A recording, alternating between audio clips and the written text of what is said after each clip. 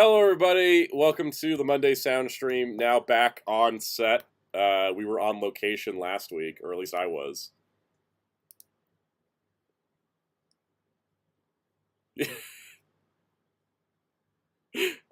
And I totally hired a guy to play Chewbacca. I don't know. I had a great time. I just came back from vacation like 2 days ago. It's not been. The chat's not refreshing. I'm looking at it. I'm like, there's. Oh, there we go. Okay. I had a great time on my vacation. Because of that, I didn't take any notes for any of the news. I saw news. I just didn't write it down. I was like, nah, I'm just going to catch up when we get back. And then I thought, you know what? Let's just make it a stream where the audience tells us what they want to see. So, basically, sort of news AMA thing, yeah. Basically, like, when we start, not right now, because I got other things to talk about first. When we start it, I'm just going to be like, what do you guys want us to talk about? And then you just throw stuff in there. Can't hear you? No! Oh, son of... Hey, it's not a sound stream without something going wrong. I was gone for a while. Everything's busted. I also forgot to switch the audio settings in my camera, so you guys are going to hear me sound like I'm shouting in Wednesday's video, but I'm not. Everybody can hear me, but nobody else.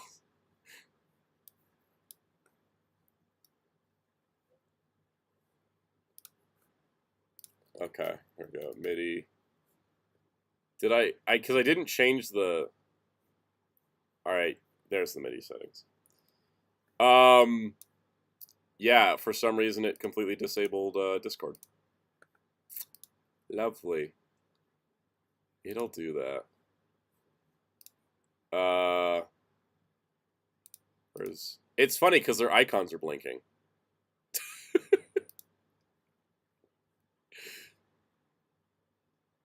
Yeah, just not by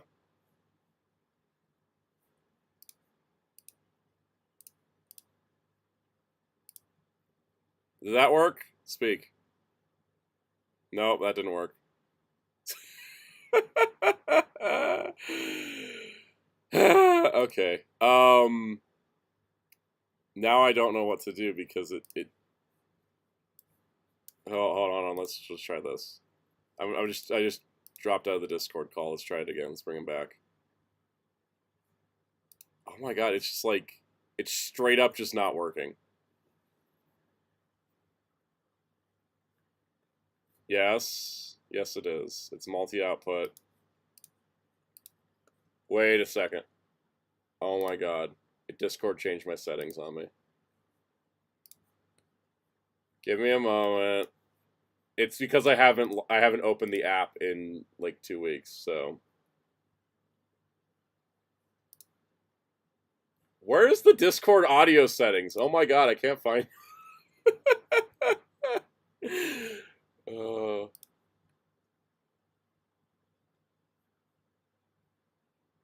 Start next to the sound stream. Where is the... God, they keep moving all the stuff. Here you go, user settings. There we go. Voice and video. Output. Multi-output device. There we go. Hey, hear us! Oh, there we go. Come in, Star Command. Oh, now we're echoing. Oh no. Oh, there's the echo. Echo gone? Can you guys hear me? I hope. Testing. Well, no echo for you, yeah. Okay. I had two channels open for yeah, you people guys. can hear. Hey, hello, I'm Ryan, and that's Kaus.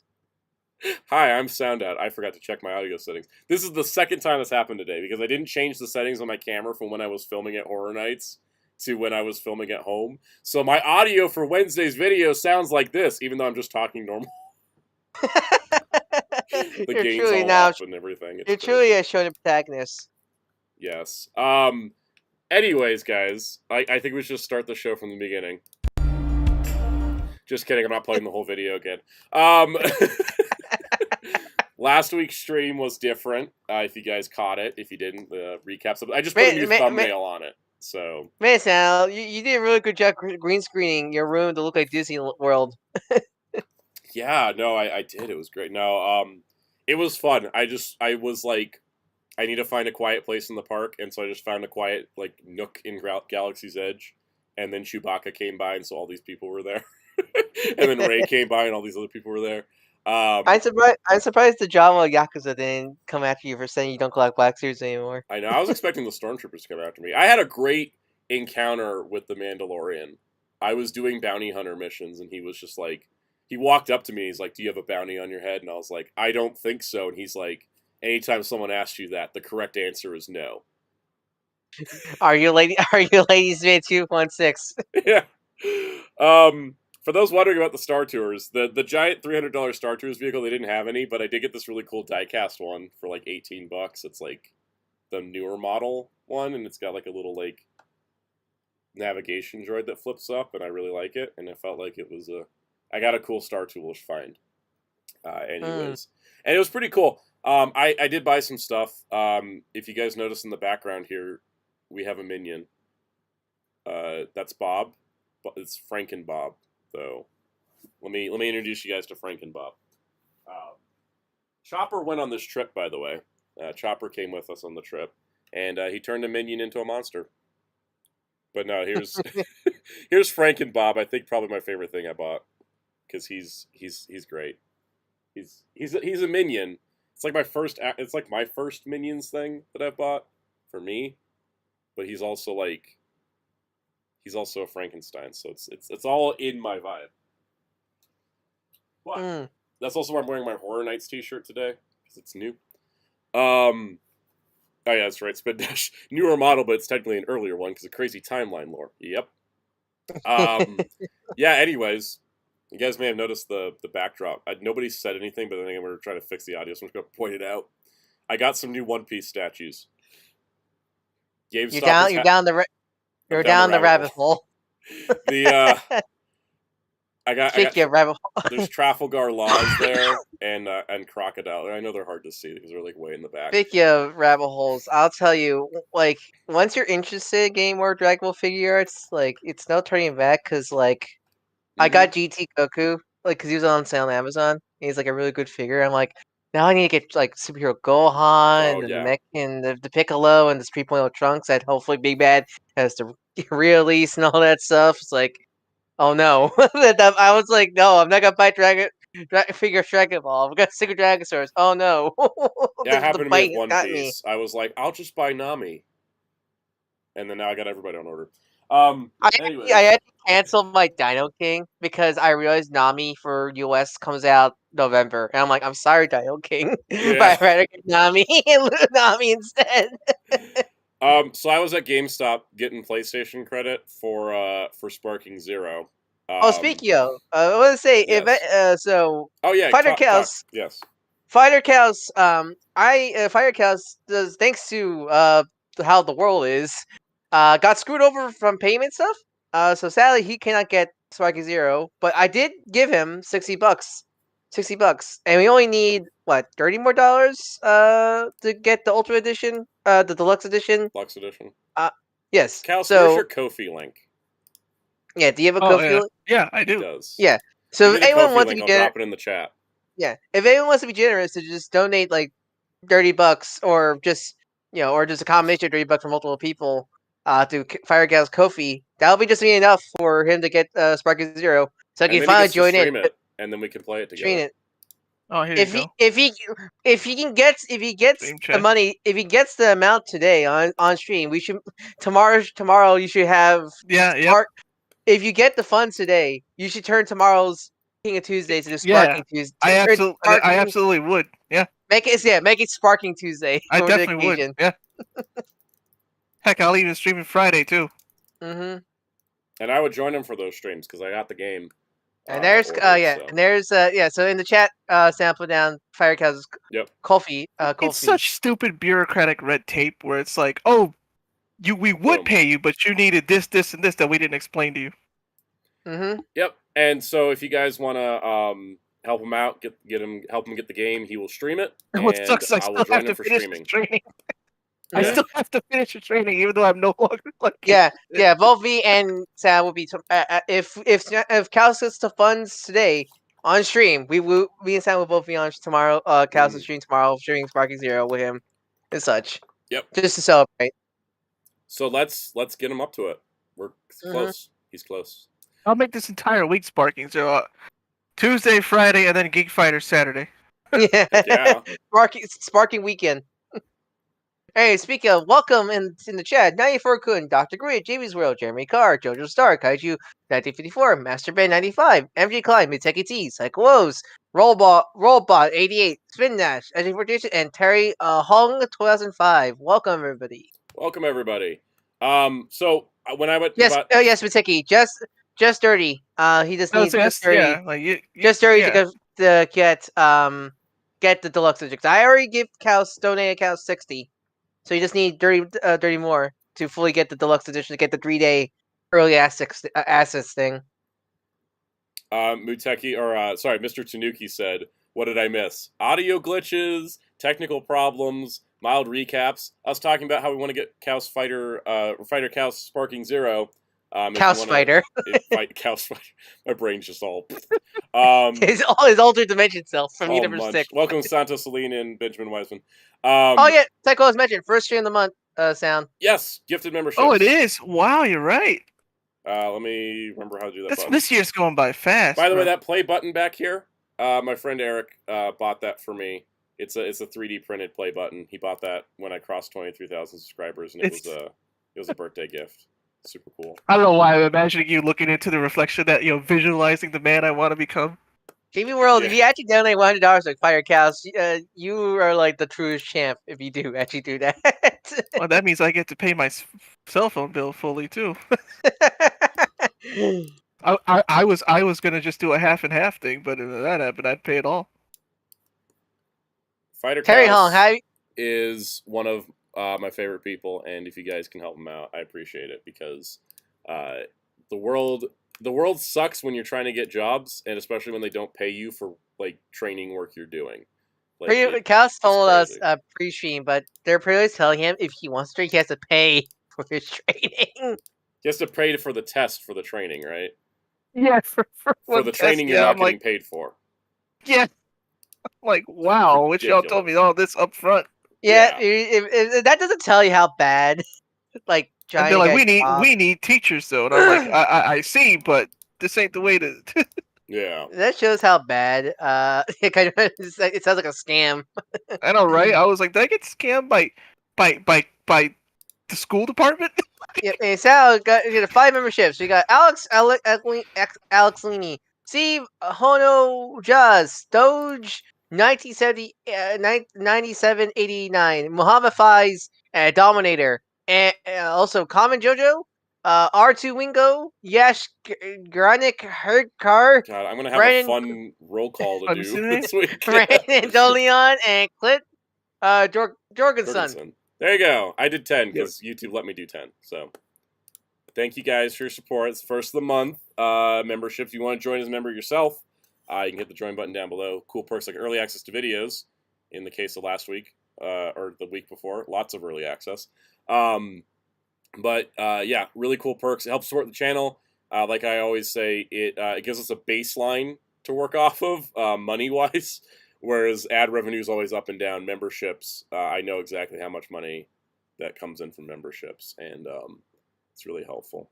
You guys want to see the One Piece statues I bought when I bought Sparking Zero PlayStation credit? They had a sale, it was buy two, get one on Banpresto statues, and they were already marked down. So I bought Crocodile, and I blame Joe Manganiello for this exclusively because, like, his whole like persona when. Oh damn! Jamie World said he donated $100 to Fire Cows.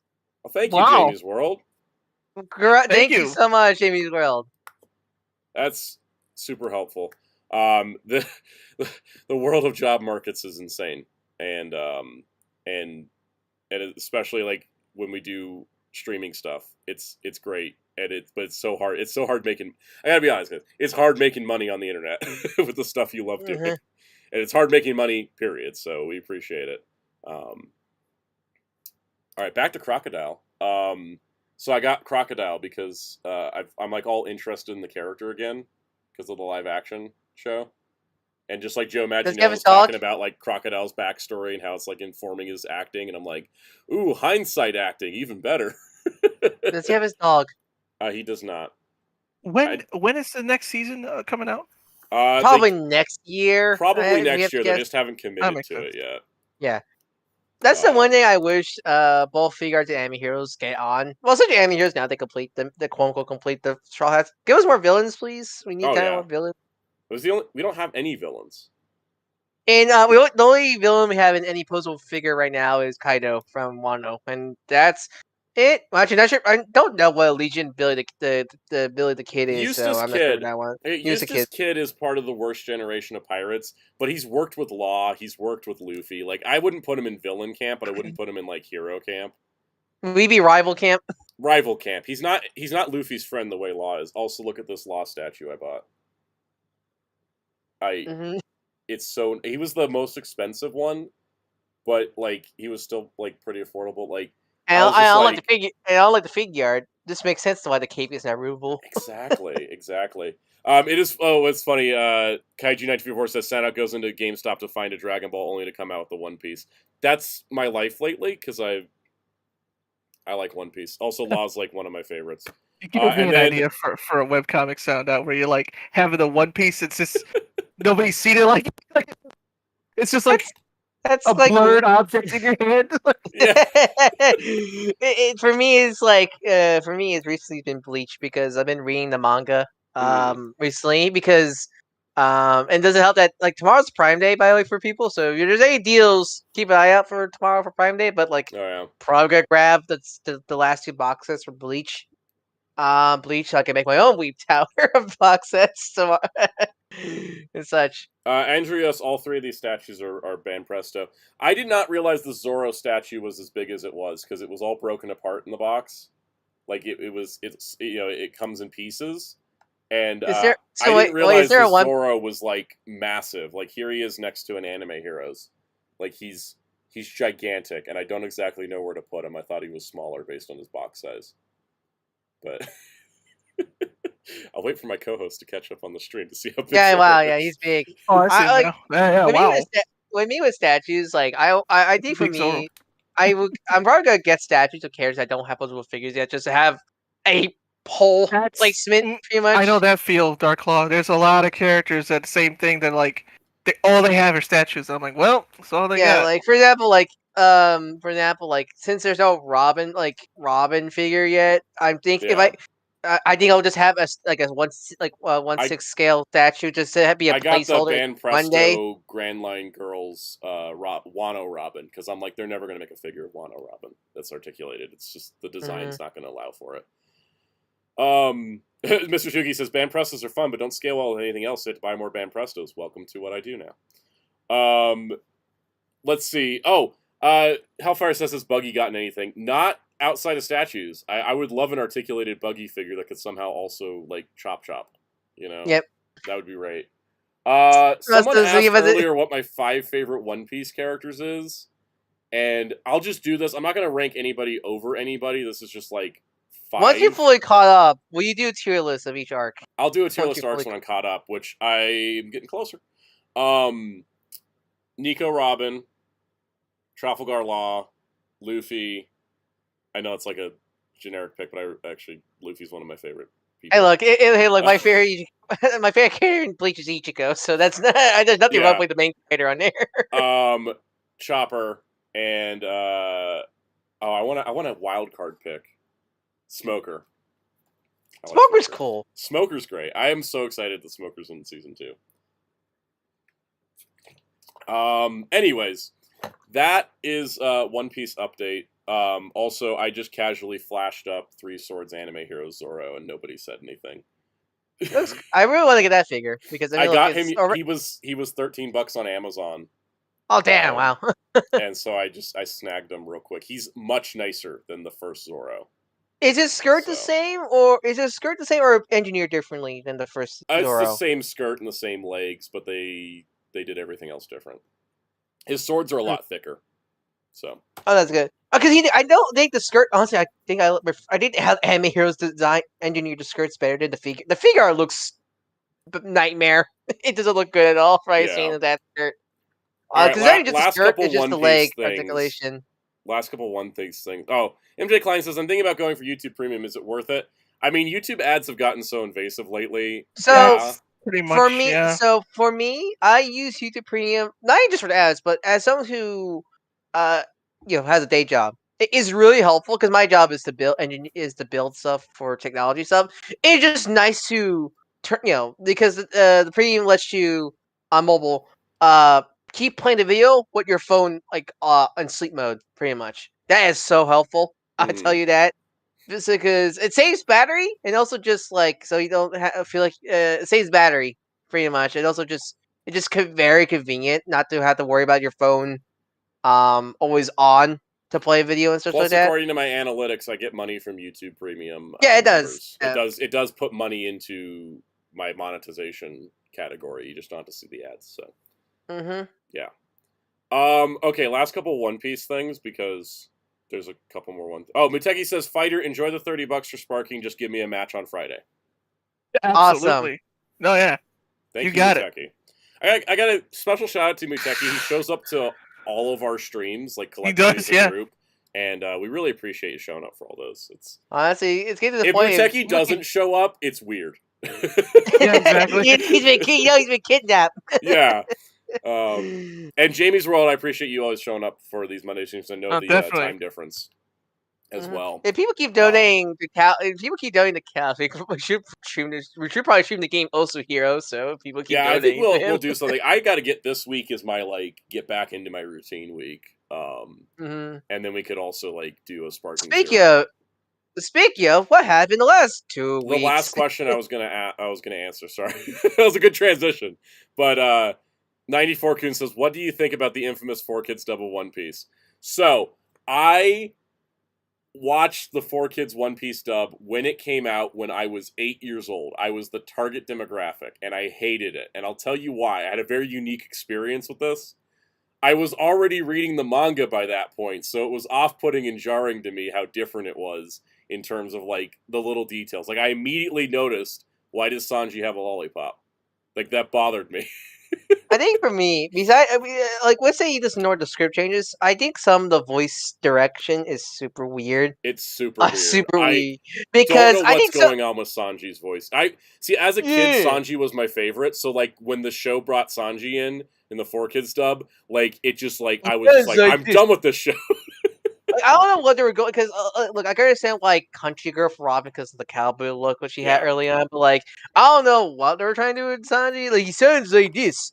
Yeah, and it reminds me of early Tristan and Yu-Gi-Oh! Pretty much. Was it the same guy as Tristan? I don't know. It's not because early Tristan was voiced by Sam Riegel, and he was not voiced. He didn't voice Sanji. Right, because he moved to LA, and so LA at that point, yeah. So yeah, I don't know where they're going with that. I do actually like Mark Grayson's Zoro. Yeah, he's pretty good Zoro. Yeah. I mean, not even just for the infamous scream, but I think his voice actually fits Zoro a bit more than Sabbath. I still like Sabbath's Zoro, but I keep hearing Yamcha when I hear Sabbath Zoro. Really? Because it's a lot more deeper than his. It's like Yamcha if his balls dropped again. I know, weird comparison. It's just where my brain was going. I need to watch more of the Funimation dub because I've honestly only watched a couple of the movies and just seen some clips here and there. I need to actually I don't want to say sit down and watch the whole show, but I'll watch the movies and watch the movies at least. I say that at least because the movies will give me a good feel for it. I'm familiar with the Japanese cast because none of the games are dubbed. For some reason, I don't know why. I stepped out. Which games? Which One Piece. In general, One Piece games in general. The last One Piece game to be dubbed was Unlimited Adventure. The Wii game. Yeah. I'm hoping with the bigger success One Piece has, as they will go back and dub the games. I mean, either go back or just the next game gets dubbed. Well, next game gets dubbed because if every other of the because for a while no anime games besides Dragon Ball, Naruto got dubbed, and thankfully now that's changing. So I'm glad. So I'm hoping whenever we get the next One Piece game, that'll be dubbed now. We're kind of in a renaissance period for shonen stuff. I gotta be honest. I don't know if it's just me, just going nostalgia bending, but it just feels like we're in a moment, right? As someone it's one of those we're so back Yeah, it's someone who's been super into shonen, not even just shonen the genre, but the shonen jump, like the shonen jump brand. We're definitely in a really great space. Like even though people right now, I feel like I'm into shonen as much as I was when I was like 6 to 13, and I haven't been as much in since. Like, but right now I'm just like it's like everything. Like, and that's because of One Piece and because of I'm almost done with Naruto, guys. Only 140 episodes to go. That's like for me. Like I'm in my personal goal right now is to collect every shonen protagonist figure art they release because they just announced they just recently announced Lord Tokiyuki from the Lucid Samurai, which is a Shonen Jump series. So like I pre-ordered him and stuff like that. It's like the satisfaction when you collect all the main writers from Kamen Rider. Well, I mean, it's similar to like collecting all of, like the major DC heroes or Marvel heroes because Jump is a comic book brand. Let's not forget people. SH Figure Arts, bo. Yeah, because that's the thing. I've been for a long time, for a while now. Like I don't make videos anymore, but like I kind of want to make some kind of video like top 10 like shonen since essentially they did the Yusuke figure for Yu Hakusho. I kind of want to do like a video called like older Shonen Jumps or not just other Shonen Jump series that deserves figure arts of like either older or newer stuff that haven't got any figures yet. I kind of want to do that. That's a video idea I've been kind of want to do one day. Because such as that, because it just be just really cool to see. I mean, it also makes you go on like, man, kind of wish other toy companies could lose the license so I can put them on my shelf because, like, I wish there was like figure JoJo stuff because I don't like the JoJo. I don't like the JoJo figures they have right now. They're like very. A lot of them are. You're not the only one who thinks that. I've seen that with JoJo. Says, are there Lupin the Third figures? There's like no good articulating Lupin figures. That's a crime. City Hunter as well is another one. City Hunter. We need to see. I want City Hunter for the figure art collection, all that stuff. Kaus and I want Project Echo figure arts, right? Oh my goodness! I'm really glad Bandai is making a new Kinika Man for Perfect Version because thank God. I pre-ordered that. Note, did you finish that show? I'm catching up. I'm on episode 7 or 8. The episode it was the focus episode of Black Hole, which my God, that stuff that happened in that episode was freaking nuts. I love that. Yeah. I will say I'm enjoying the shonen renaissance. No, I'm not doing that. The shonen renaissance we're having right now. Like Cal said, it's the we're so back feeling. Yep. It's just making me feel like mentally I'm just livelier now because of the shonen renaissance. I don't know why that is. It just is. I think it's that youthful energy is coming back in a way. Does that make sense? Definitely. Okay. Tokujuku is another one, by the way. Oh yeah, that's a good one too. I'm just gonna keep banging the drum for Bobobo because I love that stupid show. I want that so much. Jamie World, is there any Detective Conan figures? I think weren't there? There was. They made Conan once. Yeah, they should make a new one though. Yeah.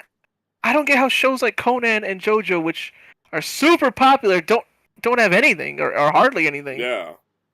Cowboy Bebop, they made Spike and Vicious, and I think they stopped. Yeah.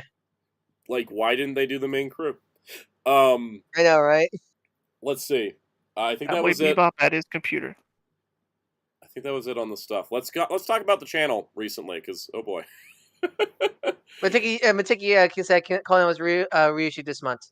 Oh, nice. Not the great Yu Hakusho is getting figure arts right now. Yusuke just released. Yes, Yusuke I just got him. He showed up while I was gone. Hey, he looks like a great figure. I can't wait to get him. I haven't opened him yet, but he's here. And I think Toshiro's December. I think. Something like that. One is yeah. All right, so there was several videos on the show. Okay, so let me explain what happened because people were probably confused. I explained in the Discord. I set the 3 videos that were going to go up while I was gone to members first, right? Like I usually do for early access. So I was like, let me just set them and leave them, and I scheduled them to go up on their proper days. But YouTube took the member first thing as, oh, these should all go up at the same time. Oh, jeez. So all 3 videos went up. Yeah, because I went and took 2 of them down and rescheduled them because I figured YouTube would reschedule and then push them back out on their proper days. YouTube does not. So now I know for the future, If it goes up early, just leave it up. I got really confused because on my side, I got the notification for the Witcher Mercury video. So I just got I clicked that Yeah. and get the link and added. So done there. Then I saw another, I think it was the Blu-ray haul. I'm like, huh? What? Yeah. Like, huh? So I thought like, well, I almost say I was planning. So on everyone and the announcement, and then the One Piece one is like, well, what, his tree videos to go up today? What the hell? So Yeah, I and the DM worst him. part is the moment when it happened. I was on the road and I had no signal. Yeah, and then I got my 'cause signal that, back, and my calendar alert went off, and I was like, "Oh, let me check and see if the video went up." And I was like, "Oh no!" and you know what the worst part is, because technically those were all uploaded the same day. Yep. That screwed up their Because algorithm look at how they're subscription. loaded here. One Piece was supposed to go out first, then Gundam, then Blu-ray haul, but yet Haul. it's all screwed up, and they all say 9 days Because ago. And so if any of you yeah, didn't get any video, if you're wondering, like if you some of you probably people got like, 3 video notifications on Friday, and then no more after that, and that's why.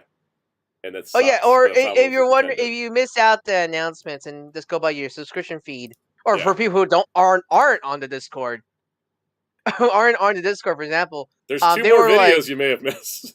missed because how it worked is, since they were all uploaded on Friday, Yep. and because of that mistake, so when Wednesday came at 5 o'clock, there was no video in your subscription or notification, Mhm. because that video technically already came out, because of how the YouTube system works, essentially that. Basically, once the genie's out of the bottle, you can't put it back in. You Yeah. can put him away and bring him back out, but you can't put him back in. Welcome for everyone.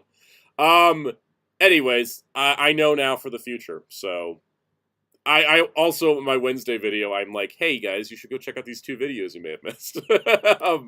If you hear me talking about these 2 videos a lot, I apologize. I just gotta pimp them out where I can. I really enjoyed the One Piece Anime Hero video. Thank As someone you. who as someone who also collects the line and likes that line, I think that it really does show why that line is good. Because that's the thing about not just the Anime Heroes, but the Dragon Mhm. Stars and just Bandai's action figures. Because essentially, I saw this conversation when Jazzware's Total Anime Chainsaw Man figure got revealed. Is I feel like some people don't understand I think the purpose of Bandai's anime line. Yeah. I think they're not really meant to be your collector grade figure replacement. They're meant to be action figures. They're meant to be fun Fun. toys to mess around with, because they're not trying to aim at that figure arts audience. They're just aiming for anybody that wants a nice Mhm. figure of that character they like, because like the Total Anime Chainsaw Man figure looks great.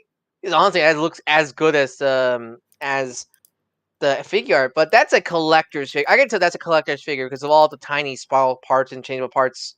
So Yeah. but meanwhile, I could just give the Anime Hero figure is just a single figure, and honestly, is just a fun figure on his own to mess around and play with.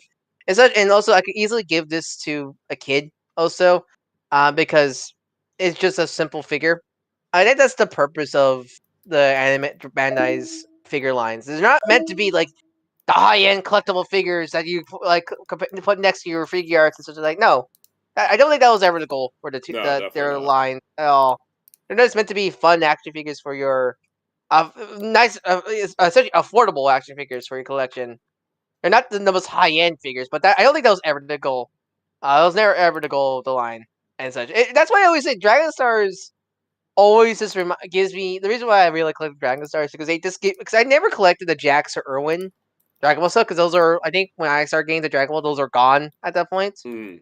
So like getting like the Dragon Stars like Baby 2 or Omega Shenron does kind of give me that kind of nostalgic feel of having those kind of figures back in the day, and they look like a lot better, thankfully. Also, I want to they give don't have. credit to there's this it's an action figure blog. They've been around since 2002. It's online action figure entertainment. They're still like text only and pictures. I still read their stuff. They haven't posted the review yet publicly, but it was in their email update. They reviewed the Anime Heroes Chainsaw Man. Mm-hmm. Um, and I think they had a quote, and it's stuck in my brain, and I think I'm going to use it. Just I don't want to mean to steal it from them, but it's really good. They said, "This Chainsaw Man figure is great if you want a figure of the character, but not the figure of the character." Yeah. And I think that's exactly what Anime Heroes is. It's not like this is the be-all, end-all version of this character in a figure form, but it is an easy pick-up, let's get the character, and that way you can just have a figure of them. It doesn't have to be the top-end one, but can just be a figure, and you enjoy it, and it's good. And I think that's exactly what makes Anime Heroes great. And everything I said in the One Piece world here applies to all the Anime Hero lines. Honestly, I don't feel like I need to do other videos. I feel like the One Piece covered it. Also, because I have more One Piece than the others. Also, that being said, though, I don't know how Figure Arts could do Brooke better. Yeah. I think that Brooke's top of the line. The only thing I could see them doing different is give him the sword and alternate faces, and that's it. Yeah. Welcome, TMNT Sonic fan. All right, let's get on to it so we can get onto the news segment. Shorts-wise, I don't remember where we last recapped shorts, but we had the Arcade Sentinels, we had Zoro, we had Lockjaw asking the price question. Too expensive dog. And then Nami. We had two redheads back to back. I didn't realize it was redhead week last week, guys. Didn't plan that. It was so weird that I still find it weird that Nami figure has a interchangeable face but no alternate faces. Yeah, I feel like Sanji or Usopp have to come with a face for her, or Arlong. I don't know. They could get crazy. We'll see. I would say something about the figure's face print technology I'm still not too big on, because they look too printed versus like Hasbro's face print technology. It's definitely better in hand. Under studio light and in close up, they have like the print dots, but like looking at them from here, they're on my desk. I can't see the print dots anymore. They look good. Yeah, that's probably the case, because like I see that. I like when those zoom in shots come in. All I can hear is like the printer printing across their faces. They look great on the shelf or on a desk in normal lighting. It's when you get them up close that you're like, oh. I love Kaiju 1954. You can't make Brooke better because he's already dead. Yo. Wonder how Brooke live action will work. Well, just look at Universal Studios Japan, because they have him every summer, and he looks perfect. Okay. Oh, speaking of Universal, they're doing a Fan Fest Nights thing next year for One Piece, and Jujutsu Kaisen, and also Star Trek. Oh, and Star Trek. Okay. They're gonna have the Enterprise D set from Star Trek Picard season 3 at the event, like the actual set. And they're also going to have One Piece. And I'm calling it now. They're going to have One Piece characters as meet and greets, but they're also going to do a show on the Waterworld stage, because at Universal Japan, they have a One Piece show on the Waterworld stage during One Piece summers. So that's cool. I think they're going to do that. I'm planning to go to Universal Hollywood Fan Fest Nights, mostly because of the Star Trek, but they also got me with One Piece. And Back to the Future on top of it, I'm already sold. I don't need to know what Jujutsu Kaisen is. Yeah. Also, live stream wise, I did put a thumbnail on the Disneyland live stream, so you guys can find it a little easier. It was just a generic, like, here's my icon. I was like, I'm gonna change that. And so I just put a nice picture of the Millennium Falcon there that I took. That's it for the PSAs on that. All right, now we says, does this imply One Piece and Waterworld take place in the same universe? I guess it also implies they take place in the Purge universe, because Purge had a Waterworld show on Waterworld stage. All right. So now we enter Wild Westland. So we're in our news segment. And the way we're going to do this is you guys are going to tell me what news do you want me to talk about, and I'll pull up pictures and stuff, and we'll talk about it. If you super chat a news topic, that's going to get pushed to the top of the stack. That'll be instant, yeah. Or you donate to cows. Yes. It's not really news, but yeah. Well, more. You donate to cows. You have automatic rights to ask. Okay. Yep. So I mean, Jamie World donated $100 to Dragon Ball Daima press conference. All right. Is there any coverage of that? Because I have no idea what happened at it. I mean, we get to talk about some of the Dragon Ball news that came out. The big thing is that Daima's going to be on Netflix.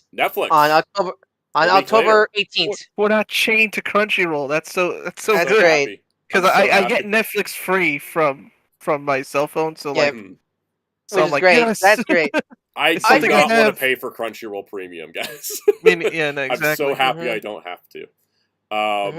I'm hoping the dub will also come to Netflix. Also, I have a feeling the dub's gonna, not show up until it'll show up on everything, but it'll be after that theatrical screening. Yeah. There's Why is also the news page weird?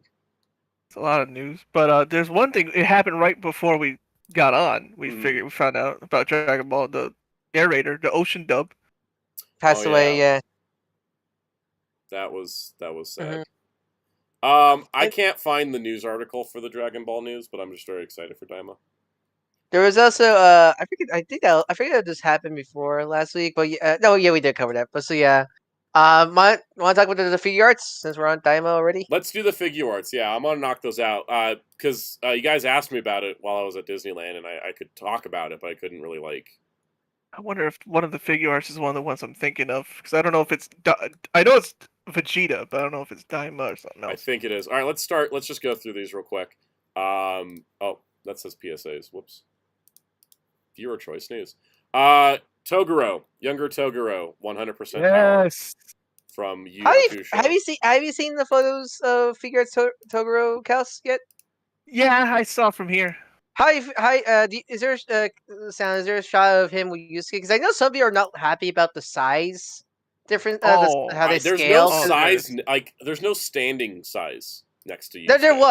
There was, but I It's don't know. just not in the on official site. gallery. There's only the shot of them punching each other. I'll with go the grab faces. it. I'll go grab it then. So I could. I'll go grab it then. He is I a see big that's boy. 100% He's and not yeah. It's not 120 or 100 over 100%. This is known in Japan. Psycho says, "What is Yu Hakusho about? Only thing I know is car crash." Well, Kels, what's the best In way the to describe shortest it? terms. well, it's about it's man. DBZ plus ghost hunting Yes, plus that's good. plus yokai. Plus tournaments, plus Yeah. Bishonen. It's like if dudes Dragon Ball that- and Bleach did. It's like the best way to describe it is like if Dragon Ball and Bleach did the fusion dance. Yeah. Yep. Is that why I'll I put it- was never like into Bleach because I was into Yu Yu Hakusho instead? Because they are very similar. They have very Yeah. similarness. I won't be surprised if Kubo was inspired by Yu Yu Hakusho. But here's the size comparison with figure arts Yusuke Oh and yeah. Let me see Toshio this. in the stream chat. Okay. Oh yeah. Oh, he big. Yusuke's supposed to be Isn't he supposed to be? Not- Isn't Yusuke supposed to be a lot more small compared to Toshio? Yeah. Mm-hmm. I know some people are. I know some people don't like the scale of these because they feel like Toshio should be a It lot doesn't bigger. bother me, but yeah, Yusuke ain't that big. It kind of reminds me of how Frankie's a little small for anime heroes, but I don't mind because he's still I think bigger. I think it's more. They probably did this just for money saving because I mean, even as is, he is 11,000 yen. He's a big boy. Spin Dash had a good. That's pretty much how I feel. Spin Dash said the how I height is feel. good, but I feel he should be beefier. Yeah, I agree. Yeah. Mm-hmm. I think it'll work out when he's posed. Yeah, I think it's one of those. Yeah, I don't mind. Yeah, I don't mind the size difference. I mean, like. Also, as Psycho said, he's retail, which is great. Yeah, he's retail. Oh, okay. Because wasn't figures like Broly? Every Broly P-Man in Japan, or were some of them for retail? Super Broly. Yeah. Yeah, I think most of them. Yeah. all of them are P Bandai. Most of the time, the villains are like Pain's P Bandai. So like it's nice to see these retail. I'm appreciating that. Mm-hmm. All right, let's go to the next one. Nina Williams. It's nice. It's nice that Nina's getting a figure, but like sadly, it has to be designed with a dress. I have not liked a her Nina Williams costume since 6. Well, because wasn't 7 the wedding outfit, right? 7 was the wedding outfit. This one is like, why do you keep putting her in dresses? I don't. She's a military woman. I like her 5. Yeah, her 5 and 6 one is where she looks like she's dressed. Which one was pretty much the Zero Suit Samus outfit practically for Nina? Like the spandex looking one? Yeah, that was like 5 and 6 had the suit. It just this looks like she can kick sideways but no kick forward because of the it looks like is that plastic? Yeah. It could be soft rubber because I know they've been doing that with some of their figure arts. If it's soft rubber, then I think it's gonna be fine. But still, it's gonna be awkward. Still a pain to pose. Pose.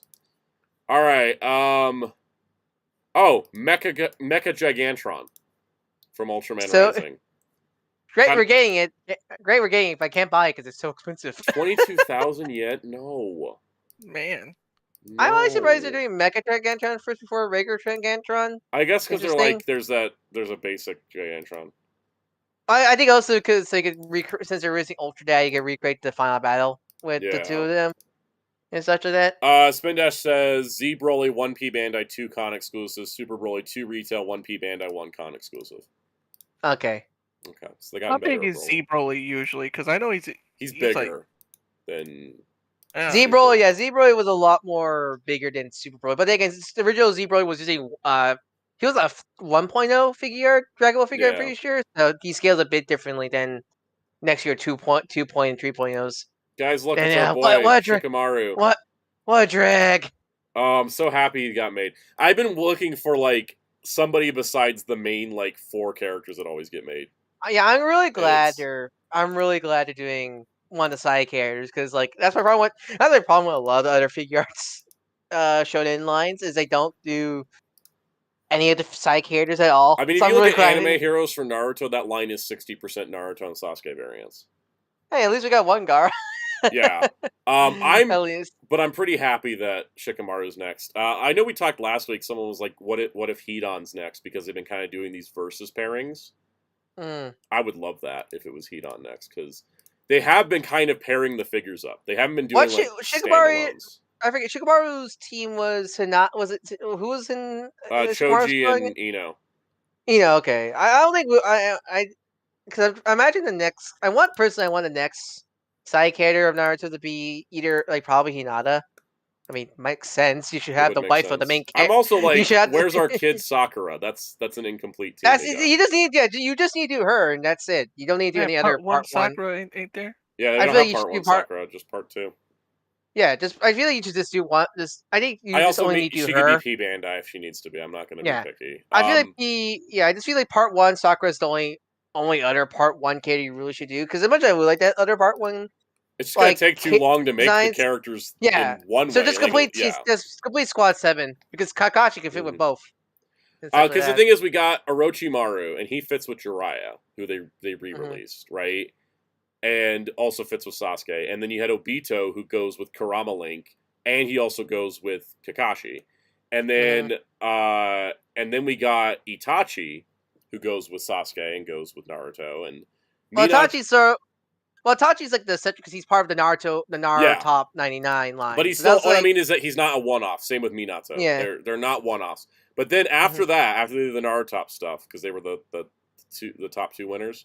Because the top 3, by the way, the top 3 winners for Naruto top was Minato, Itachi, and Sakura. Sakura was 3, and I'm confused by that considering how much the online fandom hates her. I think is that episode. Is that episode the what? I forget. Was this worldwide or just Japan? It was worldwide, yeah. Yeah, I guess.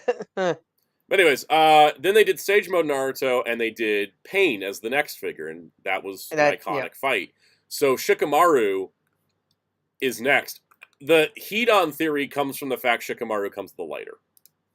And he lights Hedon on fire with that. So maybe. And Smith the Crow says Soul Web Store. I think Shikamaru retail Hedon P Bandai makes sense because Akatsuki cloak is going to make it more expensive, and Itachi's the only one that can kind of tank a Akatsuki cloak at retail. Is Pain P Bandai here in the West, or Pain is P Bandai in Japan, but he's retail in the West, or at least in North America. But he's not available in Europe. I should say he's in. See you later, Mr. Januki. So Pain is retail in North America, but he's not retail in Japan. He's P Bandai. The only P Bandai Naruto figure arts that are P Bandai US was Kurama, Link, and Sage Mode. Which is fine. I think those two make sense. It's kind of like how Ace and Shanks are retail here, where they're P Bandai Japan. So, all right. Beetlejuice. Weirdly, the website says he's Japan only, but yet several US sites put him up for US prices. Weird, because I always figured the reason why it's like the Marvel figure arts are only in Japan because they're the whole figure license thing, right? Yeah, this was just like, well, why wouldn't he come over? And he is. It's just the website incorrectly marked that he wasn't. Not the first time that happened. They were wrong. They've been wrong before. 02 Gav Gav did come over, so yeah, website's not always accurate. This Ultraman Belial reissue pisses me off. Well, he saw it instantaneously on Hobby Link, which like damn it, because I was gonna get You know him. why it pisses me off? This is Why? the first time they made his beam effect. Really? He's never had the beam effect before, and I have the previous figure. But then the annoying part is he doesn't come with the Giga Battlenizer. Because So he's not a perfect package. Because they like, I guess in their eyes, this is specific, essentially with the photo. That's specifically the G'd version of Belial, which he didn't have that weapon in G'd, right? so I guess that's why. But so I was really annoyed because I was gonna get him, but then he sold out, and everywhere I went, it's like, oh, that's damn right, it, Smith because that's right. Star Wars is the ones that are locked to Japan. Marvel ones did get distributed. Okay. Yeah. Speaking of Star Wars, there's a Anakin from There was a lot- Ahsoka flashback. there There's there a was new a lot of Star Yoda. Wars. There's a new Han Solo and a new Chewbacca. And then there's this weird Expo 2025 mascot that terrifies me. And then here's the two. I was surprised they made these already. It's Daima Goku, not mini, just regular Daima Goku. Yeah, normal Daima Goku and Vegeta here. These to are be totally honest, I don't like the way the Goku looks. I would say because at the recent, I think there was a recent Wonder Fest, not Wonder Fest, but there was recent like, I'm not sure, it might be the Daima conference actually, might be. They showcase the prototypes on display. They look a lot better. The head, because my problem with the promo fix, their heads look too big. Yeah, the heads look too big. I think is the angles. The thing I don't like about the Goku is the skirt. I don't like the skirt thing. King, if it's like GT Goku, I think it's gonna be fine because GT Goku this skirt one comes is with two really skirts. fucked up. Same with GT Goku. One skirt is just normal. One's more splay for like power ups or like kicks. But the really flexible skirt on GT Goku. So if that's the same material, then I think we're fine. I also think it's interesting they switched to a single jointed knee. Yeah, because these are people are were really excited. People, Dragon Ball figure fans were really excited because these are finally 3.0 Goku and Vegetas. Yep. For people who don't know, I don't want to go into the full history. Go to the short version. Well, yeah, people don't know. For a long time, for a while, Dragon Ball has gone through many phases because it's been like one of the first anime lines they did for figure arts. When they first came out, it was like a simple drop down ball joint hinge. Then they moved, and starting with, I don't want to say, I'm not sure it started with, I think it started with the first Super Saiyan Goku Battle Damage Frieza Awakened form, whatever it was called. Yeah, I got that one. That was the 2.0 I bought it. That was the start. That is the Vegeta I was thinking of. Yeah. They started doing what people dub the 2.0 technology, where it's where it's kind of modern figure arts, where it's like a ball joint in the leg, and that connects to the ball socket. But then it's got the weird the butt flaps, the butt flaps. Yeah, that's how I was just looking at my shelf. Yeah. Yeah. So while they can kick perfectly forward and back, without any like butt hindering the backward motion, they can't really split that well at all. But then, meanwhile, these are on the new hip style, like the Naruto figures and the One Piece this is what it's dubbed. This is what it's dubbed the 3 technology, which I think when Dragon Ball started with Superhero Gohan. I could be totally wrong in that one, but that's when I think most people started noticing. I'm just mad because I love the way this Vegeta looks, but my Superhero Vegeta reissue just hit my Big Bad Toy Store pile of loot, and I can't find Vegeta yet. I noticed that even though it's base Vegeta, people are like, hey, we've had base Vegeta. His proportions look like way better than previous. Because specifically these figures That's are based why on I'm like, I actually want this one. He actually looks better than the Trunks I have in the Saiyan armor. Yeah, because specifically these are not a 3.0, but they're based on the Daima art style. Yeah. And what's nice is these are not expensive. These are your $35 figure arts. So which is why I'm tempted to buy another Vegeta, even though I was going to say the Superhero Vegeta was my last Vegeta, but this one looks so nice. Do I really need another base Vegeta? You see it? Yes. Thankfully, I don't have base Vegeta, so this one I'm definitely going to grab. I have Saiyan Raised at Earth Goku, but he's a fine figure, but I do think the Daima Goku looks a lot better in terms of face sculpt, and just the 3.0 technology in general. You know what I'm interested to see, even though I have Superhero Goku's reissue on pre-order, because now I got to match them to the Vegeta I got. I'm curious to see when they take this tech and apply it to like one of the earlier designs too. I'm curious to see. Yeah, no, they did that with Trunks. Because there was the 1.0 Trunks that came out during the first first years in line. Then there was a 2.0 Trunks eventually. Then we got the 3.0 Trunks. Have they Which made a Trunks where he's all beefed out? I think was BoJack Unbound look. Yeah. Um, Well, okay, No, that one no, I didn't actually think of till just now. I was talking about Super You're talking about Trunks. Super Ultra Grade Trunks? 3. No, Yeah. not yet. Not yet. Surprisingly, I'm honestly shocked they haven't done that yet. I was also thinking the BoJack Unbound. Like as soon as you said it, I was like, no, wait, I want that one. Because I love BoJack Unbound. Oh god, I'm going to be annoying in a minute when we get to this. Yeah, no, that was the figure arts though. I think the Vegeta looks rad. These come out July. Goku's June, Vegeta's July, Yeah. or US for US. I think like minus a month for Japanese releases. Yep. Let's talk about Kamen Rider Doubles CSM 2.0 because I saw several people mention that.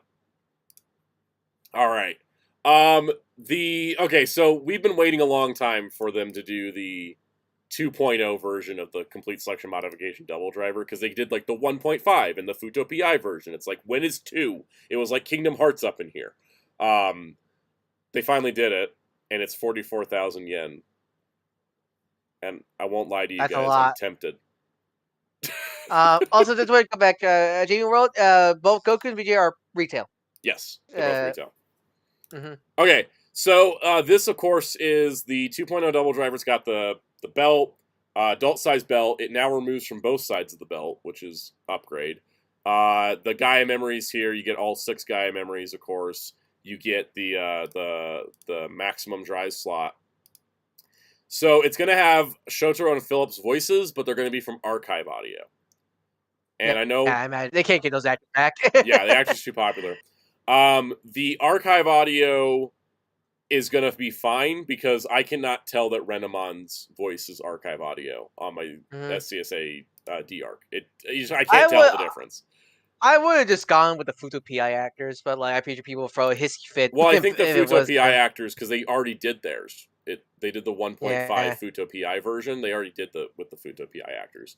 I think it works having archive audio for this one, and then they can sell separate Gaia memories with the Futo PI voice clips. Yeah. So it's got the sound for the belt appearing, which I think is neat. You can push a button, and it's just like pretty cool. Spin Dash says they gave an advance apology in case there's any background noise from the audio. They did that for Renamon as well. The interesting part here is that the drivers and memories recognize each other. So the original toy was just a shell, and you just slap things in it, and It was just a hunk of plastic. It was a hunk of hollow plastic, actually. So it's like if you put a left memory in the right slot, it would still play as the left slot.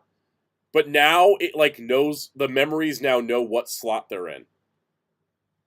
And that's right. Hellfire says the dialogue button is split between a Shotaro and Philip button. Yeah, you get separate buttons for them. So now they know what slot they're in. So the sound effects are cleaner and work better.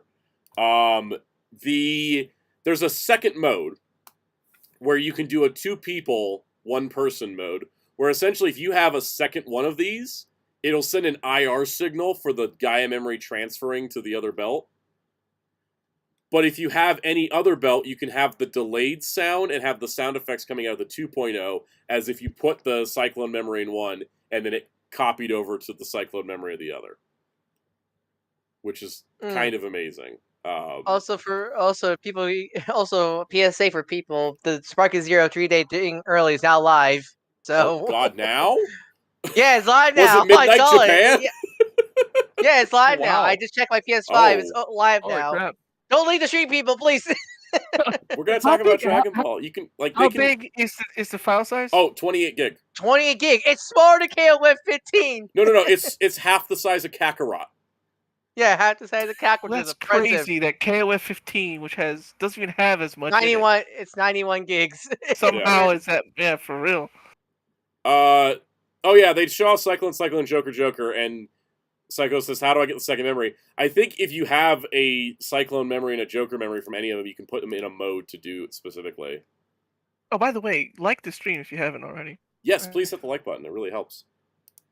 So you don't have to have 2 belts to do the 2-belt mode, but you still can. And you don't have to have 2 2.0 belts to do it. Voice lines. By the way, shout out to Spin Dash for being the one that put these slides together on the Hero Club Facebook page. If you want to go through them slower, you can go find it, Hero Club on Facebook. So they hit all the buttons in really clever. These are some of the best hidden buttons I've seen. It's hiding in spots that you can't see them in. Yeah, it's really very clever. obvious ones. It's gonna have 11 songs in it. The iconic background music tracks plus all of the form songs are in the belt. And then the Gaia memories will also have sounds in them. And so there's a lot of crazy stuff in here. And it even knows what form you're in. So if you do Cyclone Joker, you'll get the Joker Extreme for Cyclone Joker. If you do Heat Joker, you'll get Joker Grenade. If you do Luna Joker, you get Joker Strange. Like, it's gonna know what combo you did because they're like Bluetoothing each other or something, or probably NFC. And then so you put it in the slot to do the final attack. It'll do that final attack for that form specifically, which is freaking cool. Welcome, AR. So this is why I'm kind of like, oh, I kind of want this, because this is like the ultimate version of this belt, like 100%. And also, Double was my first Kamen Rider belt ever, so I'm that nostalgia kick. Never forget your how many part video. Oh my god, yeah, because YouTube wouldn't let me. And the best part wasn't in part 1, 2, 3. It was like part 8 CD. I was like, what if I number these with letters instead? So lots of cool stuff. It just keeps going and going and going. And yeah, it's expensive, but it seems like they packed it with features to make it worth it, plus accounting for the Japanese economy imploding. Now, to go alongside this, they are doing a combo pack of the Fang memory and the Extreme memory, which have both been upgraded as well. They are fancy. So the Fang memory, I think, is the one that's gotten the biggest update, because it's got, voice lines and stuff, of course, all that. The biggest thing is the jaw. Now, instead of having to manually pull out the jaw, you push a button on the foot and it flips out automatically like it does in the show. So it doesn't flip when you push it down, but you can push the button as you push it down so the jaw comes out properly. Fan modders have been doing this for years, and now we can finally do it on an official toy. So that's pretty rad. And then they've added a bunch of details and molding details and painting details for the Extreme memory as well. And it'll have extra features you can do, including the episode 48 scene that Double fans should know quite well. Iofire says, currently the Extreme memory is currently lacking Cyclone Axle Extreme mode because of the issues of the multicolor LEDs being weaker than single colors that Bandai is figuring out, so they may still include it. That'd be crazy if they include that, because that form existed for like 1.5 seconds. All right, Which and then form? The Cyclone Axle Extreme. It was like a hypothetical. Oh yeah, I was about to mention that. Oh, the Extreme memory does have Cyclone Joker Gold Extreme from the movie. Oh, that's nice. Spin Dash says in the blog this morning they hinted at Cyclone Axle Extreme via the detachable memory component, probably to be given with the Axle Driver 2.0. Would make sense. Also, they're making the box. So if you haven't already spent 44,000 yen on the belt and 26,900 yen on the two memories, you can spend 16,500 yen on the belt, which can hold the CSM double driver, either the 1.5 or the 2.0, in the case with the 6 memories, just like it was. You know what's funny? Because I like this a replica of a real life case, because Toei used like real life. Yeah, they just use a kind of standard case and just made custom foam. And so that's what this is. Yeah, so they're totally making a replica of a real life case in Japan. Yep. And I think I can't remember because of all the FIES boxes. Is this the first time this has been officially done for Double? Because I know there's a lot of fan work that's been done with this. But I think this is the first official one, right? Yeah, because before they would do like toy cases that are out, like, which they never did for Double. And all that stuff. They never even did it for Double. They didn't. I thought they would do an out of scale toy case like they did for like Forza, but they never did. It was crazy. It's so iconic. Kept coming with figure arts, and now it's official. Yeah, that's the Double driver. News topics, guys. We got like a few more minutes on news before we do this Dragon Ball thing. Chat, tell us about what other news you want to see. I'm totally not playing Sparking Zero right now while on stream. You're not allowed to play Sparking Zero while I'm on stream, because I can't. You can't make me. Spin Dash. What Warner? Oh, Spit the Crow said Warner Archive. All right, let's do that. Let's just. Yeah, I'm just gonna go on Blu-ray.com. Let's just go on Blu-ray.com. Oh, good. The Deadpool steelbook went down in price. Thank God. Let's see. We got Shout. We got Warner Archive. I think let's just do those two because those are companies we like. There was a Naruto 25th anniversary vid. I didn't watch it because. Oh, you didn't like? Oh, you can't spoil it. I don't want spoilers. I'm so close to the end. I'm It's 140 episodes out. I ain't spoiling myself now. I recommend just watching the part 1. Sucks. It looks beautiful. I did that with the 20th anniversary video. I watched it and then just stopped. All right. Let's see. So we've got Humoresque, a Joan Crawford and John Garfield movie. This is Warner Archives November's. Wait till your father gets home is a hell of a thing to pull out of the Hanna-Barbera vault. Wow, I remember that show. Yeah. I'm shocked that this is actually existing, you know? Also, I am realizing now this woman in the glasses here, she's the model inspiration for the woman with the glasses in the Phantom Stranger short. I thought she was like they were doing like a Scooby-Doo thing, but now I realize it's a Hanna-Barbera thing because she's like a dead ringer for the glasses girl in the Phantom Stranger short. This was one of the first or oldest like adult animated shows, or at least. Is this like the DNA of Family Guy and the Simpsons scenario here? Kind of like it, yeah. I mean, the main character's a 40 or something everyman. Yep. Yeah, because This contains all 48 episodes. It's got retrospect. It's a new 4K restoration from the camera negatives, and you get 2 bonus features. So wow, that's pretty amazing. All in the Family. Yeah, that is a good comparison. Let's see. When is the Challenge of the GoBots Blu-ray? Maybe. AR says, "What's everyone looking forward to potentially on sale on Prime Day?" I don't know because I bought books on Target sale because that was a better sale. The Bleach manga box sits there. They're not on sale, so buy it. But still. Yeah. That's Entertainment's getting a single release, but now it's going to be a new. So they did That's Entertainment as the 3 movies in a single Blu-ray, but now they got a new restoration of the first movie, and it's a single. We've got Must Love Dogs, which is Diane Lane and John Cusack. The Thin Man Collection. This is a series of murder mysteries. It's a mystery series. These are great. All 6 of these movies are great. They did single releases already of these. My mom has all the single releases. Now they're like, and it's in a collection. That's my favorite thing about your this home media hauls is when your mom asks one, and I'd get CDCs I never heard of. Oh yeah, no, that's why I include them because I thought.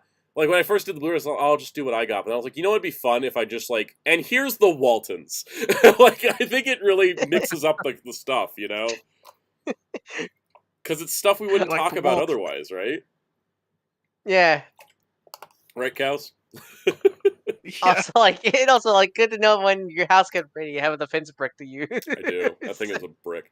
And then Looney Tunes Collector's Choice Volume 4, containing...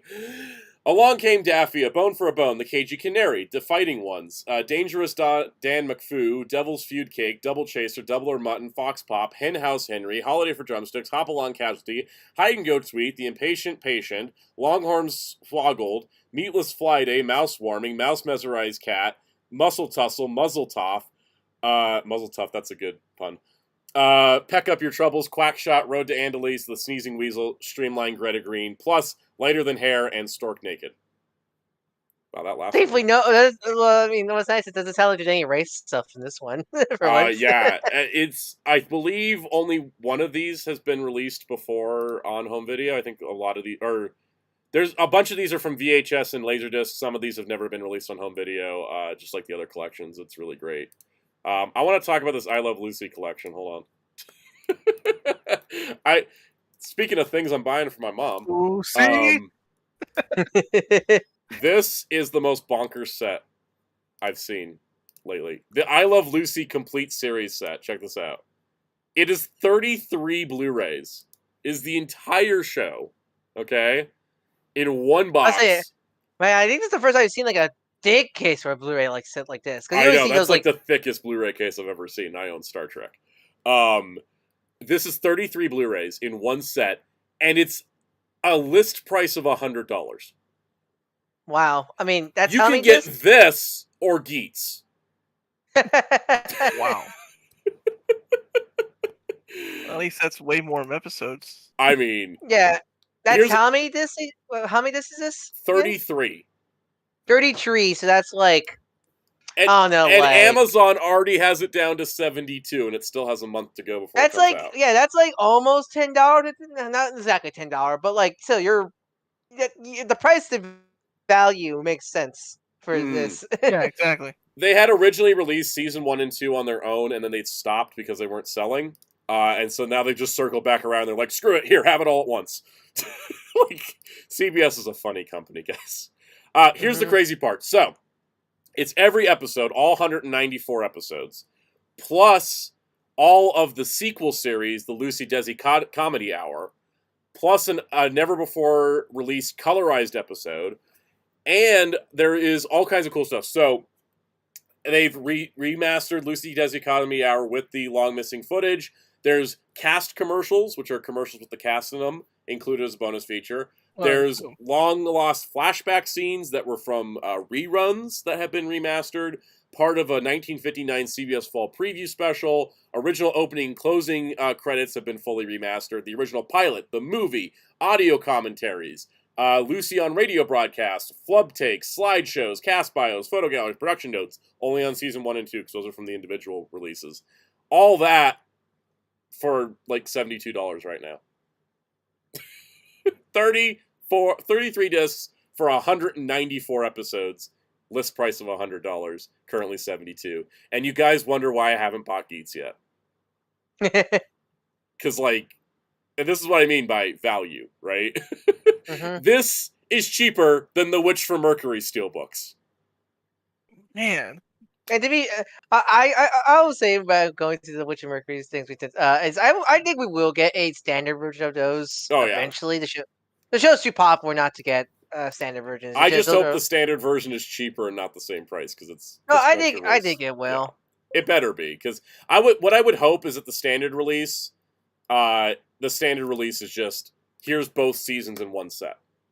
Yeah, I think they've done that with the other part 2, like 2-part series. Funimation did it with Iron Blooded Orphans. They did the half seasons and then they did it combined. North by Northwest 4K is also coming up, which I'm excited about because I love this movie. Let's see. Benjamin Wiseman said that's a good value, but most of the audience for it is dead. Yeah, that's another reason I think they lowered the price. They're like, all right, it's not going to sell to like a ton of people, but it'll sell to enough, especially if you make it affordable. I'm excited too. It's a great show. I wouldn't call it timeless because it was made in the 50s, but it's pretty timeless, pretty fun. All right, Imprint Films. That's right. Australian label Imprint Films is doing Bewitched Seasons 1 and 2 and I Dream of Jeannie complete series on Blu-ray, which is exciting. They come with booklets, too. These are also 2 other shows my mom likes. Damn, my mom's getting a lot of stuff this year, I gotta tell you guys.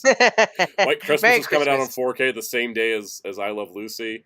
I want to find out if these are better than the Mill Creek releases. They probably will. It probably will be. It's because again, I think with Mill Creek's always been the budget.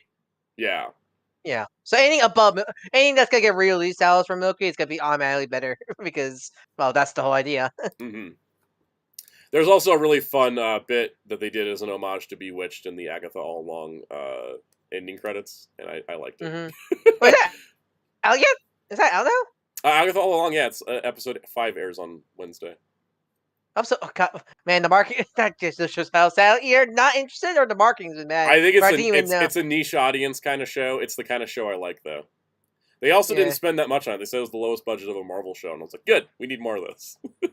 Make it so you don't have to be the biggest #1 success. Making She-Hulk into a TV show was a good idea and a bad idea at the same time. It was a good idea until it cost $240 million. Because She-Hulk stories work in a TV format, but spending that much money for a TV show is bonkers. They should just make She-Hulk an animated series. Yeah.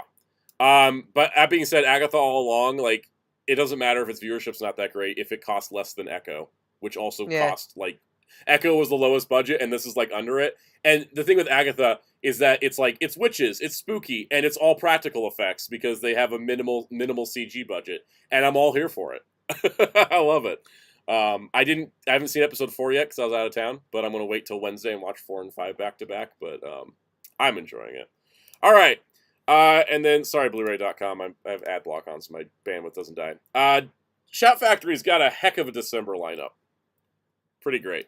So The Holdovers, Oscar-winning movies, getting a 4K Blu-ray, which is pretty cool. Oh yeah, Andrea said Agatha show is basically a witch version of an escape room. Not wrong. And I like witches and I like escape rooms. And I also like musical numbers. Far and Away 4K, Tom Cruise, Nicole Kidman.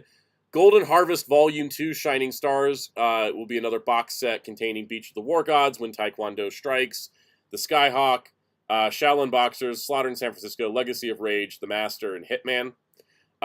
Silent Night, Deadly Night is getting a 4K. Who was in that one? Robert Brain Mason, Linda Quigley. Okay. Ted's getting a 4K, which is interesting, probably because of the show. Yep. I'll circle back to Wallace and Gromit in a moment. Riddick's getting a 4K. Rock and Roll High School's getting a 4K. Winnie the Pooh Blood and Honey 2 is getting a Blu-ray. It really shows. Shout, just like Discotek. They don't have a standard for quality. They have a standard for good releases. I didn't even know that the sequel is already out, let alone already out on home video. Right. That That first movie blew up because it had all the internet immediate reactions, and I never heard about it again. Yeah, You say it was bad. Yeah. Werner Herzog's A Guy or the Wrath of God is getting a 4K. That's a movie. The GIF is getting a 4K. The Dead Don't Hurt Blu-ray and the Faculty 4K. But the true gem is the Wallace and Gromit Complete Cracking Collection 4K. The free cracking collection. I have never, ever Wallace and Gromit. encountered a situation where procrastinating on buying a release paid off as well as this one did. Because just a year ago, they put out the Blu-ray Cracking Collection with all the shorts on it and all the bonus features. And I was like, I should get that sometime. And then I dragged my feet and just didn't buy it. And now there's a 4K. And this 4K set is not only in a fancy package, it includes Curse of the Were-Rabbit and all of its bonus features. Oh, that's great. And it's $100, which is, not cheap. But, as we were talking about in the Discord, the licensing from DreamWorks for Curse of the Were-Rabbit probably is why it's that much. Yeah. And so Shout was like, let's make a fancy package so it feels like it's worth that much. Not a bad strategy. And I like a good booklet. I like some stickers. It comes with, the shorts are on 4K and Blu-ray, plus you get Curse of the Were-Rabbit and all of its bonus features. Just in time for the new series, for the new movie coming the new out. movie, Yeah, yeah. It's going to be a complete collection for 14 days, and then the new movie comes out. So yeah, now I'm wondering, should I buy the Shaun the Sheep collection, or should I wait to see if they're doing a 4K? Now I'm not sure. Where do I go with Shaun the Sheep now? Do I buy it, or do I... Yeah. What does that collector the movies or no? The Shaun the Sheep collection? I don't know if it does. I'm gonna look.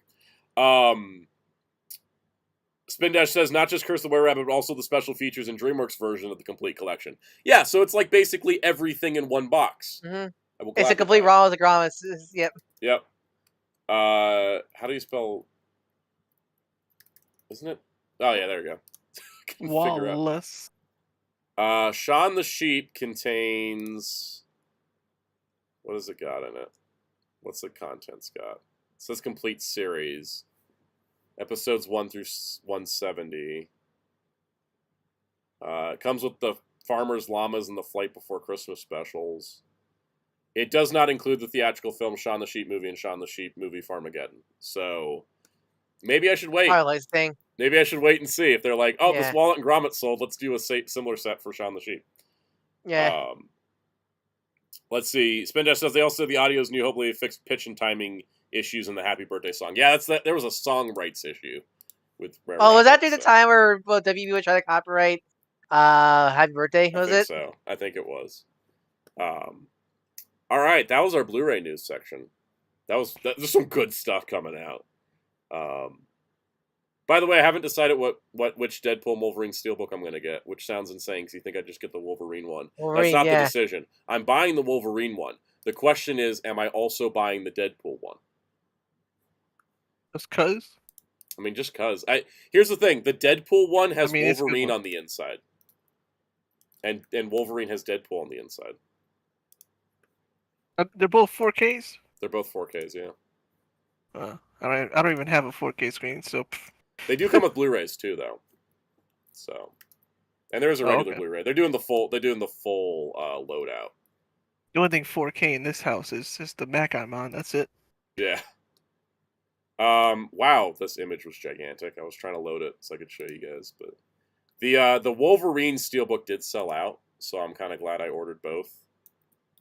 Like, I was on my trip and I was at Disneyland when I was at a theme park when they went up, and I just was like, no thoughts, just buy, just order. I'll cancel one later, basically. Yeah. Andrea says, wait for a more super special edition. It's never coming because Disney doesn't want to do that anymore. And they haven't in a long time. Yeah, let's look at this. So, here's the Wolverine Steelbook. It's got Wolverine as the primary, and then Deadpool and Dogpool as the secondary on the cover. And then it has all the Deadpool variants on the inside. Muteki! Oh, Super Chat, Muteki, $2. Food of October, like Mickey D's or Krabby Patty, Wendy's news. Thank you, Muteki. I don't know about. I don't know what McDonald's had for October. I know about the Krabby Patty for Wendy's. No, I saw somebody leak the recipe Man. in a Plankton role-playing account. Was like, you Yeah. fools! Yeah, I love that. All I know in like recent fast food was the whole Genshin Impact McDonald's thing. thing, yeah. Yeah. Didn't know about the Krabby Patty. Anyways, the debate I'm having is because the Wolverine one has Deadpool variants on the inside, right? And then the Deadpool one has Wolverine variants on the inside. Which, don't go to Amazon. Affiliate links are the death of me, guys. I wanted to go to the there we go. Here it is. So you can see on the inside of the Deadpool one, you get all the Wolverine variants, but there's not as much variety because there's not as much Wolverine variants. But it's got a brown suit. So I will probably end up just getting the Wolverine one unless the Deadpool one goes cheap in pre-order, which it might.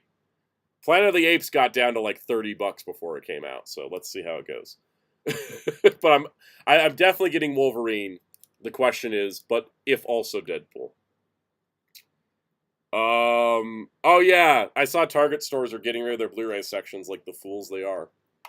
I know, because I thought the Target thing was like they were going to, but they're gonna do like a shrink. I think didn't they say they're gonna shrink it? But yeah, I've seen several people go. The only thing left is just Despicable Me 4 shipper.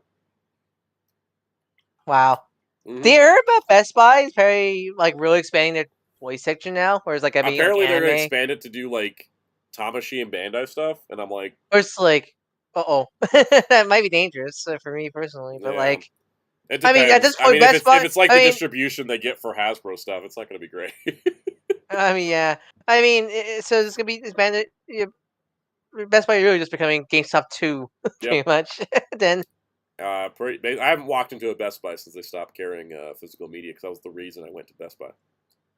Mm-hmm. I only go there for appliances, tech, or or toys now. Spindash says, mine has already gone replaced with books. Isn't it wild that, like, right now, books have made a resurgence? And, yeah, but see, the fact that Target is actually selling comic trades now, I'm like, what time am I in? I'm like, what's I'm happy. It's like I feel like this is going to happen in a couple years, and now we'll bring the Blu-rays back and push the books out, because that's what happened. The Blu-rays pushed the books out, now the books came back and pushed them back out.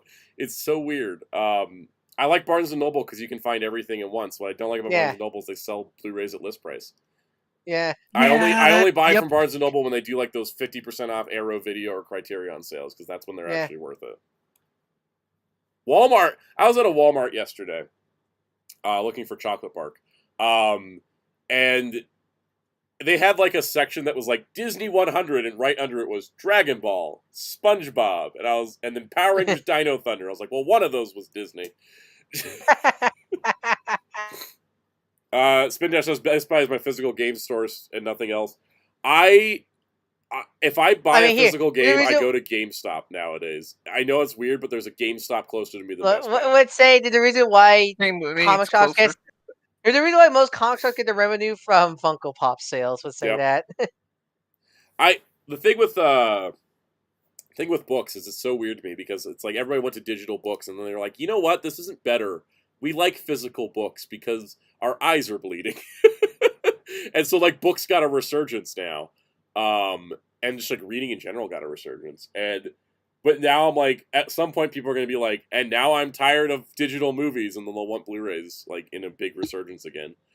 We just got to keep these companies alive, so when the big resurgence happens, they're like around for it. Yeah. Let's see. Falcon Stack says, no joke, I was trying to figure out which Deadpool and Wolverine to get and where to get it from. Why is it so confusing? Because it's what we live in. They're like, if we make so many copies, we'll cover everybody. And I'm like, okay, so where's the version that comes with 3 hours of bonus content? And that's why I buy Steelbooks. J. Klein, we have never done music news, and it's mostly because I do not keep up with music news. When I find out about a new artist or something and I start listening to their music, it's because they did a song for a movie I watched. I'm that guy. I didn't know who Metro Boomin was before Spider-Verse.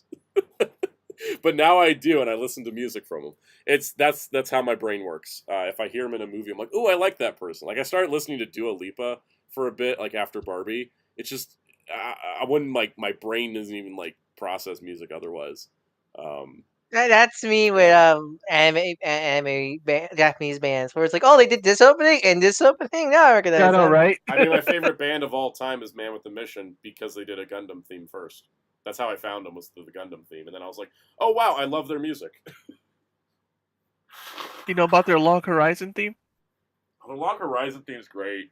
I like that one too. I also love when they just do an album and they like, we didn't get that many anime deals for this round of the album. We're just going to do a bunch of alt rock and punk stuff. And I'm like, all right, let's go. Oh, God, there's music packs for Sparking Zero. Oh, no, my weakness. Well, I know I can just play MP3s in the background, but I love music packs. Is that available in the US? Because I know it was available in Japan in the Ultimate edition, but I'm not sure about the US because there might be some weird rights. We may have to pay for it separate like we did Fighters, which I did because I'm an idiot, but... Blade Raider, did I miss something on the TF1 releases? Is there a BD that's not part of the 4K? Currently, no. And that's a new Paramount thing. You get 4K and Blu-ray, or you get just 4K. Like, there's no standalone Blu-ray. It's like, it's DVD, 4K, or 4K Blu-ray Steelbook.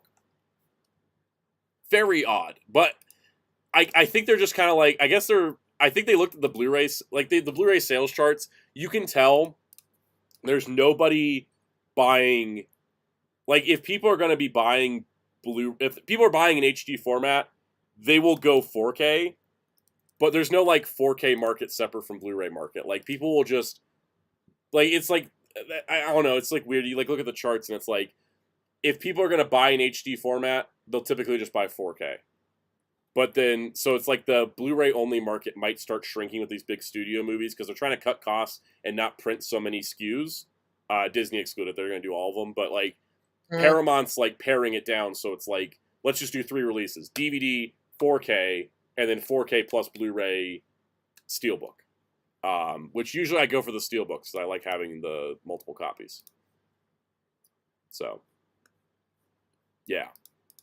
Anyways, I'm going to look up Sparking Zero on the PlayStation Store before we do our tier list. Part of me is like, I want to stop streaming and go play the game. Guys, this might be the fastest tier list ever. We have things to do. Okay, I'm on the Sparking Zero page. I don't see it. Then again, it's also... That's what I mean. No, I looked on the app. It's there. It's there. Okay. Oh, I just can't find it on the desktop. Guys, I know it's still news time, but I'm going to turn the PlayStation on and look. I want to look at the track list for myself.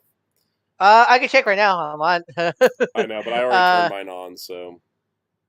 And so they're both. So there's 2 packs, and they're both $15.99. Okay. Woo. Pack 1. And don't so pack stream 1, with it. yeah, Oh yeah, it'll sued. block you. It'll block Uh, you if you all try that to money, stream with but it. yeah. Yeah. So pack 1 has Chala Hedgehog, We Got the Power, Ginyu Toko Sentai, Sentai. And Gundam. Sho Nobu Cell Games, Day of Destiny, Silver the Soul, Ooh, Siguro man, Mitsuru Mono. I don't remember what that song was.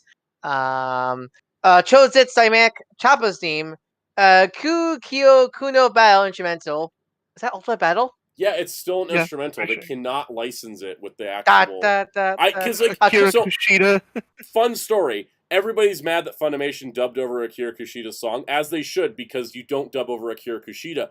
I wonder if legally they they had had to, because every time we get Ultimate Battle, it was the same thing in Fighters. When we get it in music packs, it's only the instrumental, no Akira Kushida lyrics. And I wonder if Funimation was told, you can't use the lyric version. If you want lyrics, you got to dub it yourself. Like, I'm wondering. Yeah. I'm wondering at Man. this point. And we If you have have Akuma. yeah. So and the last 2 for pack 1 is Akuma no Broly. Is that the Broly main team? Yes. Or I forget which Broly. That Which would be Z or Z Super? Broly. Yeah, And hand-to-hand battle. So that's pack 1. Pack 2 has Macna Fuji Adventure, Solid State Scouter, Ooh. Don Don, Prologue and Subtale 1 and 2. I guess that's the. I'm assuming that's the. Yeah, I'm assuming that's the dun dun dun previously on music. Yep. Yeah, Chala Hedgehog Days of Battle. Is that That's the battle version of the track that shows Yeah. up in Battle Gods. Okay. Ori wa Kakarot. Orewa Broly. Kakaroto. Broly. Sento Kaishi. Sento Kashi. That's the Broly theme for Super. Is that the opera one, or is that the Go Broly? Go Bro? Okay. Yeah. We also have Dragon Ball Super Broly theme. Also, Which we I have think Blizzard. is different. Blizzard made it in. Wow. Sakano Fusion, and Yapure Sakio Son Goku. We got power. I'm assuming that's. We got power. That's the Kikuchi arrangement of We Got Power. Yeah. Yeah. I'm gonna turn my console off before I accidentally just. I am just out of all those. I'm actually just shocked and hyped that Solid State Scouter made it in. Same. Yeah, I think I'm gonna buy Music Pack 2 first. I think Music Pack 2. I love the Kakarot remix of Solid State Scouter. Like, I wish the go Broly. Yeah, they music never was in this included game. those, and I wonder if it's a licensing thing with the guy that's Yeah, doing it's the a licensing. chanting. Yeah. Yeah. No F, because that's a whole different licensing thing. Max the hormone. Eh. They only got that song into free... Resurrection F because Toriyama said, "I need that song in there because they made this." Yeah, for people don't know the free. That song was made before. That was made before Resident F. Yeah, it was on a Maximum the Hormone album. It was a tribute song to Dragon Ball. Yeah, and Toriyama just happened to like it. Was like, put it in. Yep. Yeah. All right. So Dragon Ball tier list. Dragon Ball tier list. This I don't even know if I'm going to put chapter times in this stream, so it's been all over the place. But like, here we go. Dragon Ball tier list. Terry asked if I've seen My Hero Academia. I watched one episode and then I never went back. And now that's over, I might go back. But I gotta watch. Mm-hmm. I gotta finish Naruto. I gotta do Yu Yu Hakusho. I gotta watch all of One Piece. I mean, what? Read all of One Piece. Yeah, just read. Not since. But you go to Yu Yu, I'm here for you. By the way, I know because there's gonna be things that's probably gonna confuse you that are changed between English and Japanese, and I'm gonna be like, oh yeah, so they decided to do this. Because I'm gonna watch the English dub for Yu Yu because which is one of the best dubs. It's a good ass dub. I don't know why I went all Beetlejuice with that. Did you get to hear the voice growl? It's a good ass dub. Compared to Dragon Ball, the Yu Yu Hakusho dub ages a lot better too. The Z dub, the original Z dub. I think it also helped that they made that dub for home video and then edited it a little bit for TV. Yeah, I think that helped. All right. Let's talk about Dragon Ball. So I made this tier list. It's really messy. The theme of today's stream is messy. Okay, I just got back from vacation on Saturday. Okay, I haven't been home that long. I didn't do any work yesterday. I was like, yesterday was a fun day. I just played Street Fighter 6. I did my laundry. I was having fun. I was like my vacation day after vacation. So I've been doing all this stuff since this morning. I was like, could I find better poster images for these arcs? Sure. Are these just screen caps? Yes. Did I use an orange brick screen cap for Garlic Jr.? Yes. I couldn't find anything better. Sometimes you gotta, unfortunately, that's all they have, yeah. I just was Yeah. like, it's messy, it's quick and dirty, I didn't plan for this, let's just do it. Alright, so the way we're going to do this is I've grouped up some arcs together, I've squished them together, so that way it doesn't take us like 4 hours to do this. But we're going to go through all the arcs from Dragon Ball through Super, then we're going to do what I call the good TV specials, and then the movies. So, you guys ready for this? The tiers are, S tier is your God tier, A is Ultra Instinct, B is Super Saiyan, C is Namekian, D is Human, and F is Hakai, the things we think should just be erased from existence. And in fact, I should probably make this a little larger. Oh, God. Oh, Should make, and then somehow Izamasu will bring it back. Yes, there we go. Okay, now it's bigger for the stream. Okay, so, Dragon Ball, Arc 1, this is going to be the Pilaf and first tournament sagas, because it's just kind of like those early days. It's kind of frustrating. Why I separate those two? Because I like. Find me a picture from the tournament arc that fits this template, and I would gladly do that, but I couldn't. I'm even using manga pages in here because I was struggling. Because you think I like Pilaf, but reading the Richard during the West story, which the Pilaf saga is a adaptation, quote unquote, of, it's not as good because the original during the West story is so insane. I love it. Oh, also, Pilaf Saga relies a lot on panties. Yeah, the gag comic. This is still when Toriyama was still gag, in his gag manga from Slump. Came off with Dr. Slump, yeah. Yeah. So, like, I would have ranked Pilaf and first tournament arc. I think it's one of the best arcs in Dragon Ball. I love that arc so much. Such a memorable arc of Goku when you first meet Krillin, and I love the trait. The trait, that's one of my favorite trait. All like the quote unquote training mini arcs. The one with Krillin and Goku, Master Roshi is my favorite. With launch and everything, I love that so much. And the tournament itself was great. So much memorable stuff that happens in that arc, especially the Jackie Chan fight. So that would have been like A for me. But what about you? What about you guys with those two arcs? If I'm lumping them together, then I put them in B for the groundwork they put on. Yeah, if we had to merge the two, yeah, B. Yeah. Okay, definitely. I found art. I just grabbed manga art. We're separating them. Oh, okay. Okay. Okay. Well, then Pilaf to me is C, and first Budokai would be like A. Yeah, I agree. I would agree with C on Pilaf. I'm reading it again because I started reading Dragon Ball. I can't be too harsh on it. Even though it gets better, I can't be too harsh on it because it's like, well, he's still in his Dr. Slump route. Mind. I'm putting tournament in A. I'm gonna go with A on tournament. Yeah. Then again, agreed. Pervy Roshi makes me want to go B. Because he's bad in this. Oh, what about Goku dancing with him though? Yes. Maybe A. Well, no, hey, look! Don't forget the great scene of Nam coming for Roshi. Remember Roshi and people. Jackie and Roshi are two separate people. They're cousins. They're not the same guy. I'm gonna leave it in A. I might move it to B later. I'm just gonna leave it in A. Red Ribbon Army. That's a solid B. Yeah, that's a really. I think my problem with Red Ribbon is I think it's a fantastic arc, but it's long. It's a lot of stuff in that arc. There's a lot of great stuff. A lot of great stuff. Version is what's long. Yeah, the manga version clips fast. Yeah. Do you feel like B's good, Kaus? Do you feel like it's? Well, let's just say if Wheels shows up, he'd want it even lower. Yeah, but that's Wheels. I like it A, so B is fine to me because of how long the anime is. Tao Pai Pai is probably one of my favorite Dragon Ball villains. I think when I he like first a lot showed that's up, going on, and I think it was the first arc that the anime really extended the length on. Compared to the manga, and I think it does have a little bit because we are ranking anime arcs. By the way, I'm not. It's just to be clear. Okay. I wanted to kind of keep it anime focused, and then I was like, "Oh, we're talking about the manga," which is also fair. I mean, it's the same thing. I would say, like, I think there's random stuff. I would say the biggest. I would say the biggest lull is the General Blue subs, like this, the underwater like cavern stuff. That was probably the biggest lull. It's one of those. I love everything they're giving me, but could they do it faster? Like when I'm watching the Great Ninja War in Naruto. Like fourth Great Ninja War, I'm like, I love everything you're giving to me, but could you do it twice as fast? One thing that bothered me, because I'm actually rewatching OG Dragon Ball with Bad Gamer.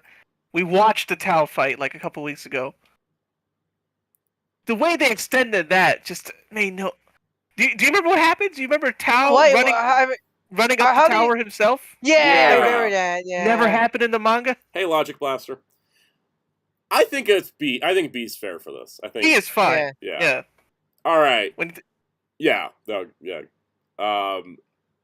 So the filler stuff kind of killed it for me. That's Toei includes Fortune Teller Baba as part of the next arc, which is the Ten Shinhan arc.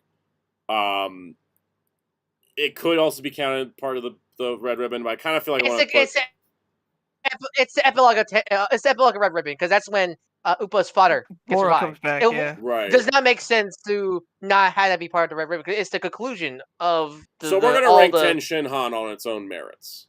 That is S. I love. For me, that's S arc. That is some of the best redemption.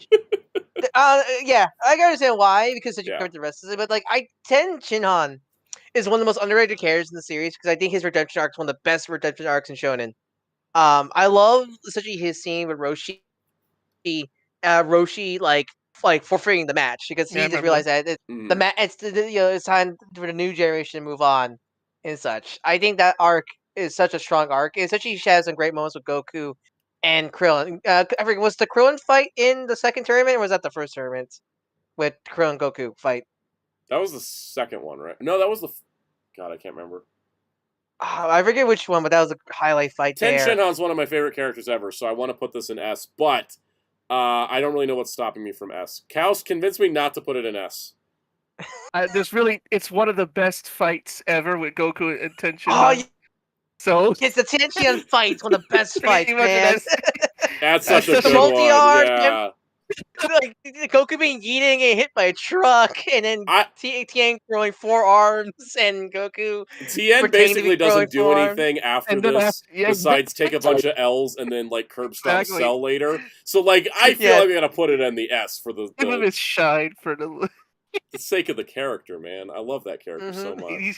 He's nothing after this. So he gets that moment with Cell, and then he literally is just cameo, man. He also breaks Yamcha's leg, which in light of things that happen, don't forget Roshi freaking eating the Crane Master, just like the get out Tien's head. He just like Kamehas him out, like he rockets him out the arena. Demon King Piccolo. God, I love original Dragon Ball. I'm putting Demon King Piccolo in S. That's yeah, no, that's a great arc. Great character development for Goku. It elevates every single thing that's going on in the story. Because I don't know about you guys, but my favorite Goku is Kid Goku, like original Dragon Ball era Goku. I think he has some of the best characterization and arcs, because they allow him to grow. In a lot of ways, Goku, once he hits adult, just sort of plateaus. Yes. As a character. And which is understandable because, age. Yeah. That's why Goku's growth through Z is more power levels, right? Mm-hmm. More so than personality. Look, I'm also just going to throw the 23rd Tenkaichi Budokai up here too. Yes, that is my That is top 5. Yeah. That is top 5 arcs for me. That's my favorite arc. All of them? That is my favorite arc. Period. The Piccolo Jr., the 23rd Tenkaichi Budokai, all the Chi-Chi. Oh my god! I wish Chi-Chi could have continued in that space she was in. I love Chi-Chi showing up and being like, "Hey Goku, you promised to marry me. What gives?" And then fighting him. I got married food. I love that arc so much. His balls destroyed. So good. Don't forget Yamcha's balls getting destroyed. Yes. The best part. It's got all the fun tournament stuff, and that final battle between Goku and Piccolo is what cements Piccolo as my favorite Dragon Ball character. Right, you're the giant Piccolo, the destruction of the whole world tournament, everything, and such. All great stuff. And just to see where Piccolo Jr. was like, I'm evil, and you can just tell he doesn't quite have that dog in him. to be totally evil. You know, like I'll say he's evil, but you can tell he's not his father, right? Yep. You can tell he's not Demon King Piccolo, and I love that. I love that subtleness of it. And honestly, because I love Character 7 best Piccolo, but honestly, I think some of his best Piccolo is this arc. I think some of his best voice performance on the character is this arc. One of the best advantages of when they dubbed Dragon Ball was that actors kind of cut their teeth on Z, and then when they got to Dragon Ball, they could really just tear into it and really do good stuff with it. I also like Sean Channel's Goku here. It's a bit different from his Goku and Z and onwards. He has a more softer tone. I like about his performance in this arc. I will never forget the day I saw the time skip when they were airing Dragon Ball, and the time skip happened, and it jumped, and then Goku looked like he did in Z, and everybody was older. I was like, what? Oh, we're catching up? Like, I was like, oh my god, I'm finally at the point where this all coming full circle. Unforgettable stuff. All right. Yeah. Hot take. Saiyan Saga. B. Yeah, no, I think Saiyan Saga is good, but it has some pacing problems. I think I have a problem with this arc. You know what my problem is? What? Let's see what Cass agrees with this. I hate the brutalization of Goku's friends. Yeah. Like, I get killing off a major character to show how strong Nappa and Vegeta are. But like the Goku did we have to dismember Tien and get Chaozu to blow himself up and kill Yamcha and kill Piccolo? I'm like, who? Like Krillin and Gohan barely made it out of that. Hey, look, I accept Yamcha. I think Yamcha would get away with dying there. I think Yamcha dying would have been fine. I think even Piccolo dying would have been good because kind of raised the stakes. Piccolo. The Piccolo dying not raised the stake, but also is a full circle of his character growth. Yes, and then also takes the Dragon Balls off the table, leading us to Namek, right? Yeah. I mean, my favorite thing about Kikuchi score when he sacrificed himself. I do say my favorite thing about Dragon Ball Fighters is Tien having Chaozu Steph. He's ultimate. The fact he can keep doing it over and over again.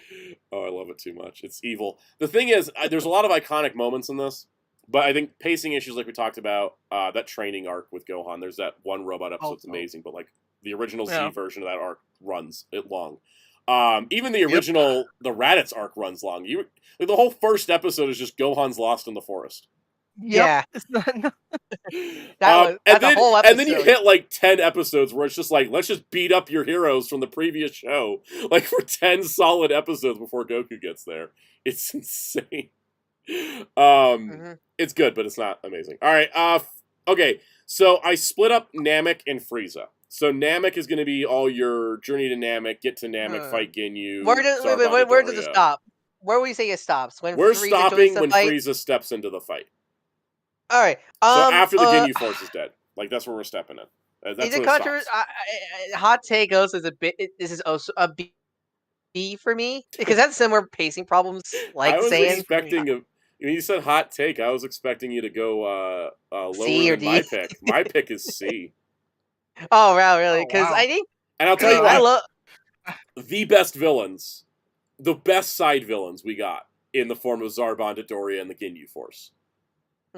But so much doesn't happen. It's so much stalling in this arc to get there.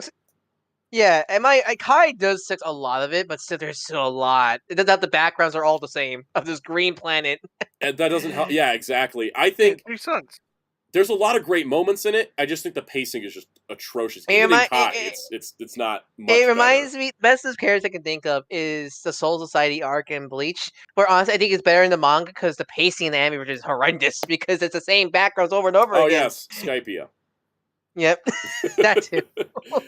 I like a lot. It's like saying something where I like a lot of it, but it's just not super strong, right? You can tell it's just kind of there while we wait to get Goku there to fight Frieza, right? It's an A to me because of Goku's Kaioken. Okay, Goku's Kaioken. Oh, that's a great moment. Yeah. All right, it's going in B. I will concede. I forgot about the Kaioken. That was good. All right, the Frieza fights. Where will you rank fake question? Where will you rank fake Namek? Oh, jeez. Fake Namek goes to Hakai. I did not care for that. Same thing with Bulma and the crab. SSJ4 Jason, Namek is where Bulma is at her most annoying, where the Western fandoms hate where it comes from. I agree. She is. That's also why it's lower for me because I like Yeah. Bulma as a character, and that arc did not do her justice. All right, so Halt, ignoring the whole 5 minutes till Namek blows up thing. Question: wasn't the frog stuff with Ginyu and Bulma? Was that a whole like multiple episodes? It was. That was all filler. It was. Right? It was all filler. Yep. Yeah. Yep. Commodore 64. Tomorrow is not Sparking Zero Day. It's available to play right now if you have early access. Yep. All right. So this is going to be all the Frieza fights from when Frieza steps in, all of his forms, all the way up through Namek blows up, all that. So how do you? Because for me, it's A. But if you're watching Kai, because Kai like 6 is everything of this arc, because it's A the pacing. A Kai CZ, so B overall. Yeah. That's I think overall, because I think I think B is good because I love Frieza is I think one of also the manga version is great. Frieza is an incredible villain. Frieza is one of the I think one top villains and one of the most important just showed in history. Yeah. Like absolutely. Also like the fights between everybody is great. The Piccolo fight, the Vegeta fight. You know when Goku comes in when the first fight and of course the Super. I almost want to say substance over pacing. It should just go an A. Yeah. Because it's just it's yeah, so the good. anime does. Yeah. The original Z does drag it so badly, but I mean, I think even with the differential, it's an A. Yeah, I think it has to be A just for important story alone. This change shown in manga. Yeah. Yep. It changed shown in manga. Gave Sonic the Hedgehog a new form. Yep. And all the tropes of modern shonen came from this arc, from this fight. Yeah. Hey, Hakai for Garlic Jr. I don't. Okay, I never watched Garlic Jr. Is it that bad? It's not that it's that bad, but it made my Dragon Ball viewing guide an absolute nightmare to put together. I can't just go, ignore all the movies and just watch Dragon Ball Z, because this little bitch had to have a sequel to his movie in the show. All you need to do is just watch Garlic Jr. and that's it. The problem with Dead Zone is it doesn't fit in canon. It doesn't fit in continuity, I mean. Sorry, canon's a different term. It doesn't fit in continuity. They're like, Krillin gets to meet Gohan and stuff, and so if you place it before the show, it's like, then Krillin's like, wow, Gohan's so much bigger than I saw him last, and he looks exactly the same. Like, what? Ignore that line. It's crazy. Okay, I'm about to go hot take on this thing, and I've been pretty reasonable. Android Saga, which includes the arrival of Trunks, all the way through the Android stuff before Cell shows up. I don't know if this is nostalgia talking. S tier. Yeah, I think some. I think everything. Characterization is a big thing. I think a lot of what makes this arc work is Trunks' arrival. You hear about all the horrible things that are going to happen, and he's like, "We prepped for this. We got the virus, the virus antidote. I'm here. I'm going to stop this from happening." And then the wrong androids show up, and he's like, "Oh crap! What did I do?" Stop! Stop! You're trying to have. Also, one of my favorite insert songs ever, "Mind Power Key." Oh yeah, that's a great one. So good. I mean, also Vegeta's, take what's humbleness with 18. And you know what's great too is that like Trunks is like, oh, thank God we beat those two. Oh no, where are the other two? And they wake up and they're like, do we have to destroy the Earth? Ugh. Never mind. And they just go on a car trip with their friend. Like, I just love those three so much. Because they're just like, we were built to kill you all, but we kind of just, if you don't get in our way, we're not going to bother. Like, their attitude was just so good. And they're 17 and 18 are so iconic. Like, look at 18's whole wardrobe getting, like, usurped by Supergirl in My Adventures of Superman. Like, yeah. That arc is great. And then Cell shows up and it kind of weakens a little bit for me. But I understand, like, Cell has to exist because the androids need to be a threat. Because otherwise, if you just stayed out of the androids' way, they wouldn't be a threat forever, right? They would just eventually just kind of go off on their own, which is what Krillin's point was. It wasn't just that the 18 was hot. He was like, I feel like if we just leave her alone, she won't do anything. Which I think is kind of it's a cool arc. But Cell is also very iconic, and I would also put Cell in A. So with Cell, with Cell, I think first form parts fantastic. Second port, imperfect self slog. There's a lot of until the end, slogness there. curb stomps him for 3 episodes. Yeah, I don't remember how perfect. long he was Kikohoing him, but like I felt like in Z it was multiple episodes. Yeah. Perfect. Great stuff. I think Cell some great games. stuff. Yeah, the cell game stuff is fantastic. Such that I really honestly my favorite part of the cell games is the breeder stuff. The wait for the cell game. Yeah. So I just like that breeder moment The with wait for Goku the cell and games like when they ran celebrating. into Cooler again on New Namek. Yeah, but I like I like them celebrating Gohan's birthday and all that stuff. I like and such, and I like the Z episode where they made Mercenary Tao again, and he just solely curb stomped by Goku and Gadget Super Saiyan. You know what's the thing Just about like this that. arc? There was it's been a meme when people are reading Dragon Ball and they're like, oh no, Dragon Ball chapter spoilers. He's back and he's perfect again. This is bullshit. Yeah, my favorite thing is so many people go say it just came out now. People will be complaining, Yes. about it now. Right, Kaus? When Cell came when back, Cell came back his- after Goku blew him up, right? Goku sacrifice. Yeah. Yep. And he just comes back anyways. It was worth it for the father-son Kamehameha, though. Like, You thought I was dead, but too bad, I'm alive. There's also the whole argument was he Super Saiyan 2 when he came back? oh yeah, it's the whole he got a Zenkai boost when that's he came true back. because he did have the energy that looked like the Super Saiyan Yeah. 2 He had energy. the light. Well, yeah. Yeah, because the way I always describe it is he got a Zenkai boost pretty much when he got blown up. Because he did have Saiyan DNA in him, so yeah. All right, the next one is just I lumped all this together. It's all your tournaments and high school shenanigans. Anything before Majin Buu shows up. So it's Otherworld tournament to Babidi. So the Great Saiyaman stuff. I love Otherworld tournament. I love it. I don't care. Yes, I love. I know a lot of people do not like the Great Saiyaman stuff, but like I love it. I just like seeing Gohan. Yeah, I like seeing Gohan in his high school life. It's just so fun. Is it bad I'm going to put charming. A because I missed tournaments so bad in Dragon Ball that when they finally got us 2 tournaments back to back, I cheered.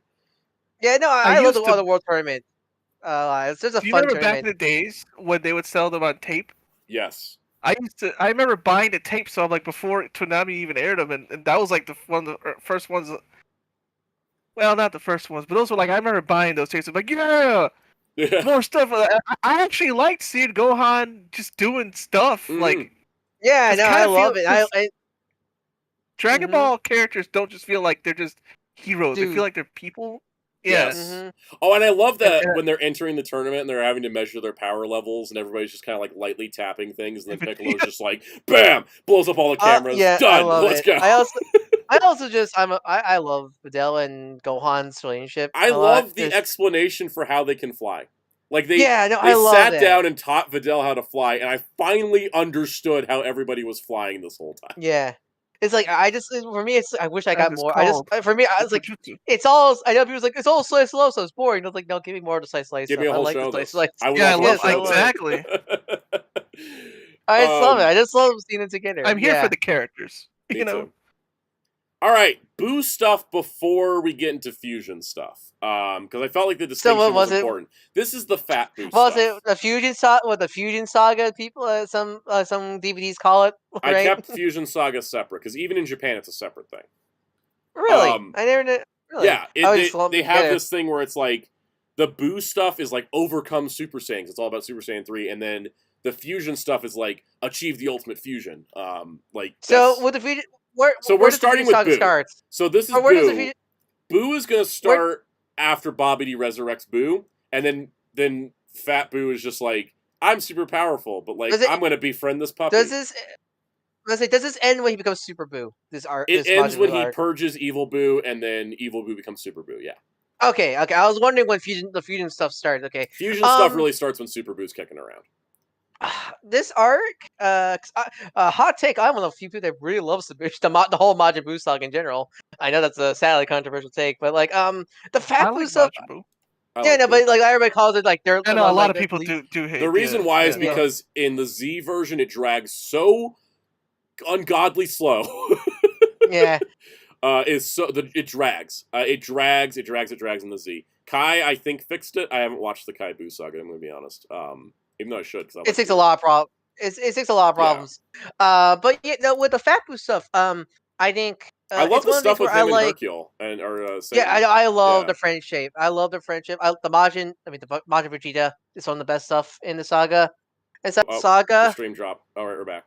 We're back. Okay. I think my only negative I would say with this part of the saga is the lead up to Fat Boo because it is slow. Yeah. I'll say the best part is the fight with Gohan and Deborah. I think that was some great stuff. I think as soon as we left the tournament, I was just like, "Aw, tournament." I think it's one of the things. I think once Majin Vegeta comes in is when the arc really picked up. Is when Majin Vegeta came in. Yeah. One of the best things ever is Goku versus Majin Vegeta, and that whole fight. Technically, it's filler. It's filler. Yeah. And that's a good use of filler.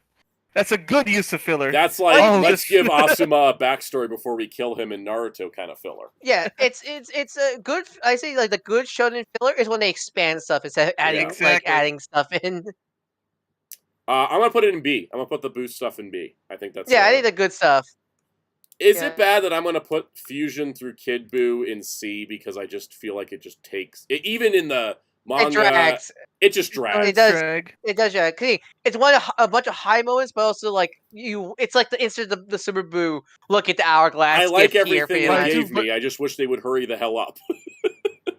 Which is funny. I love Vegito, but man, it just takes so long. Yeah, like even the final battle with Kid Buu, great moments, but it drags. I was watching Final Battle Kid Buu. Last time I watched it was with regular Z, and I was watching with my mom. My mom's just like, every time an episode ends, she's like, when is this over? Like, it just keeps going. And I'm like, I will never forget that, because she was like, I want to see the end of this fight, but like, this is ridiculous. Kai does takes a lot of it, but it's still multiple episodes to fight Kid Buu. Yeah. So. All right, Peaceful World Saga. This is the end of Z. End of Z. I never like. Waiting for. Oh, wait. Okay. We're back. D. Everything was great up to Goku leaves. Can I say that I like everybody's outfits in this arc, but I'm Hakkaiing this arc. Yeah. I wouldn't put High. I wouldn't put in Hakkai. I wouldn't put in Hakkai.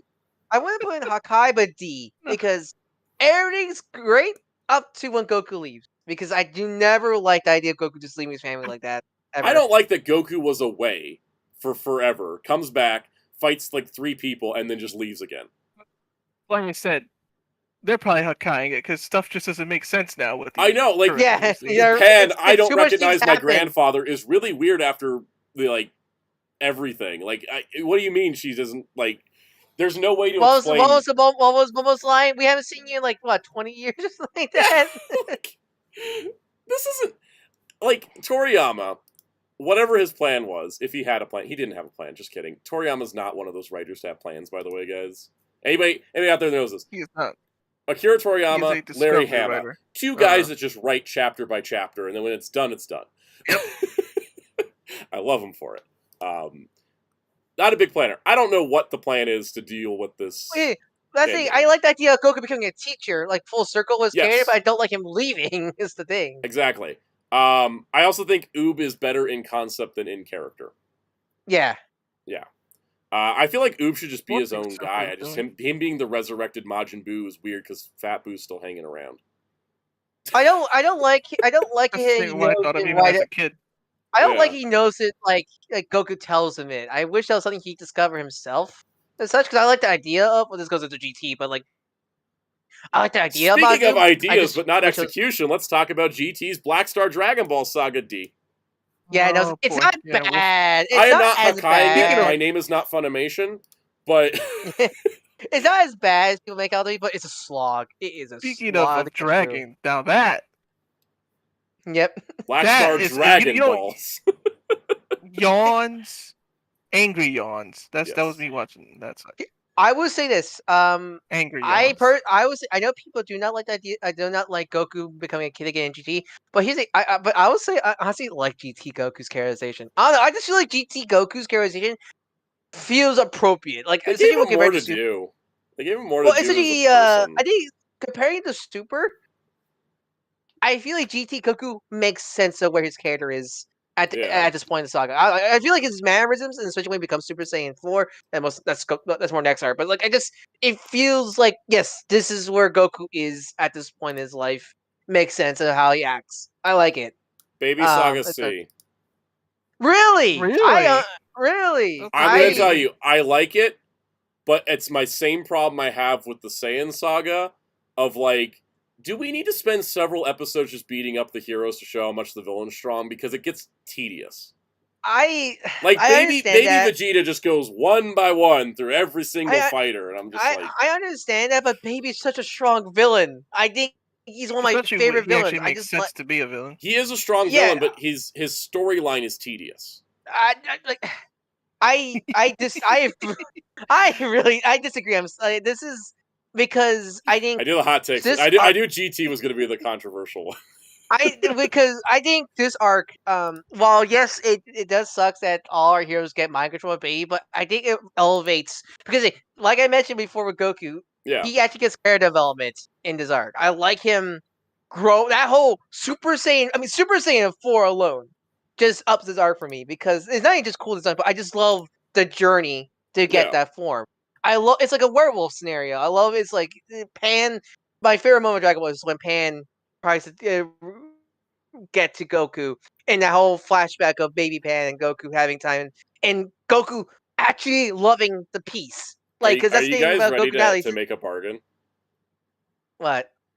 I will move Baby to A if I get to Hakai Super 17. Sure, I don't like Super 17. That's not a good arc at all. Like the only good thing about Super 17 is 18's development of Krillin, and even though I didn't feel like they didn't kill Krillin again. Yeah. I wish they would have taken some of the Black Star Dragon Ball episode runtime and give it to Super 17. I think they had something, but they just never executed a single idea. And Piccolo being stuck in hell. I don't know. God, the Piccolo stuff makes me mad. Okay, it's frustrating because I think the sacrifice scene with him and Gohan is fantastic, but Piccolo was not in the show at all. he shows up to die. It's the worst. I hate that trope so much. That's the problem. Is because I think that scene is it's an incredible scene. The music, the acting, the animation, all great. It would have been better. Piccolo was not. It was in one episode before GT. Yep, is the problem with that arc, pretty much. Because everything else. Shadow Dragons A. That was the other part of the bargain. Sorry, I didn't put the terms out there. I love Shadow Dragons. I love the idea behind them. I love the concept. I love the execution. Shadow Dragons arc. Some of the execution. Shadow Dragon arc I like. I just think it has a lot of the same problem GT has in general, where the pacing is a bit rough. Yes. Exactly. Yeah, but I don't mind. Like, I know some people don't like how half the Shadow Dragons are goofy. I don't, but that's the thing. I don't mind. But also, half the wishes in the Dragon Ball story are goofy. And they are just revive everybody, pretty much. And so I don't mind that. I think it really picked up when Shin and Ice Shenron appeared. When I think make this arc. Do you know why I'm not arguing with A? So I'm not even though I'm like, oh, the pacing. Yeah. You know how much I love Super Saiyan 4. I know. Dang, 3 Super Saiyan 4s? Yeah. Super Saiyan 4 Gogeta is one of the coolest things ever because he just becomes Son Wukong. And that's what I love about Super Saiyan 4 Gogeta. And he is just Son Wukong. And the whole thing of, like, I love the idea of they had been using the wishes for just anything, right? Because our group of characters are like the only people on Earth that know how to find the Dragon Balls consistently and use them for whatever they want. They've been abusing the Dragon Balls, honestly, right? And the Shadow Dragons is where that all comes back to bite them in the ass. Yep.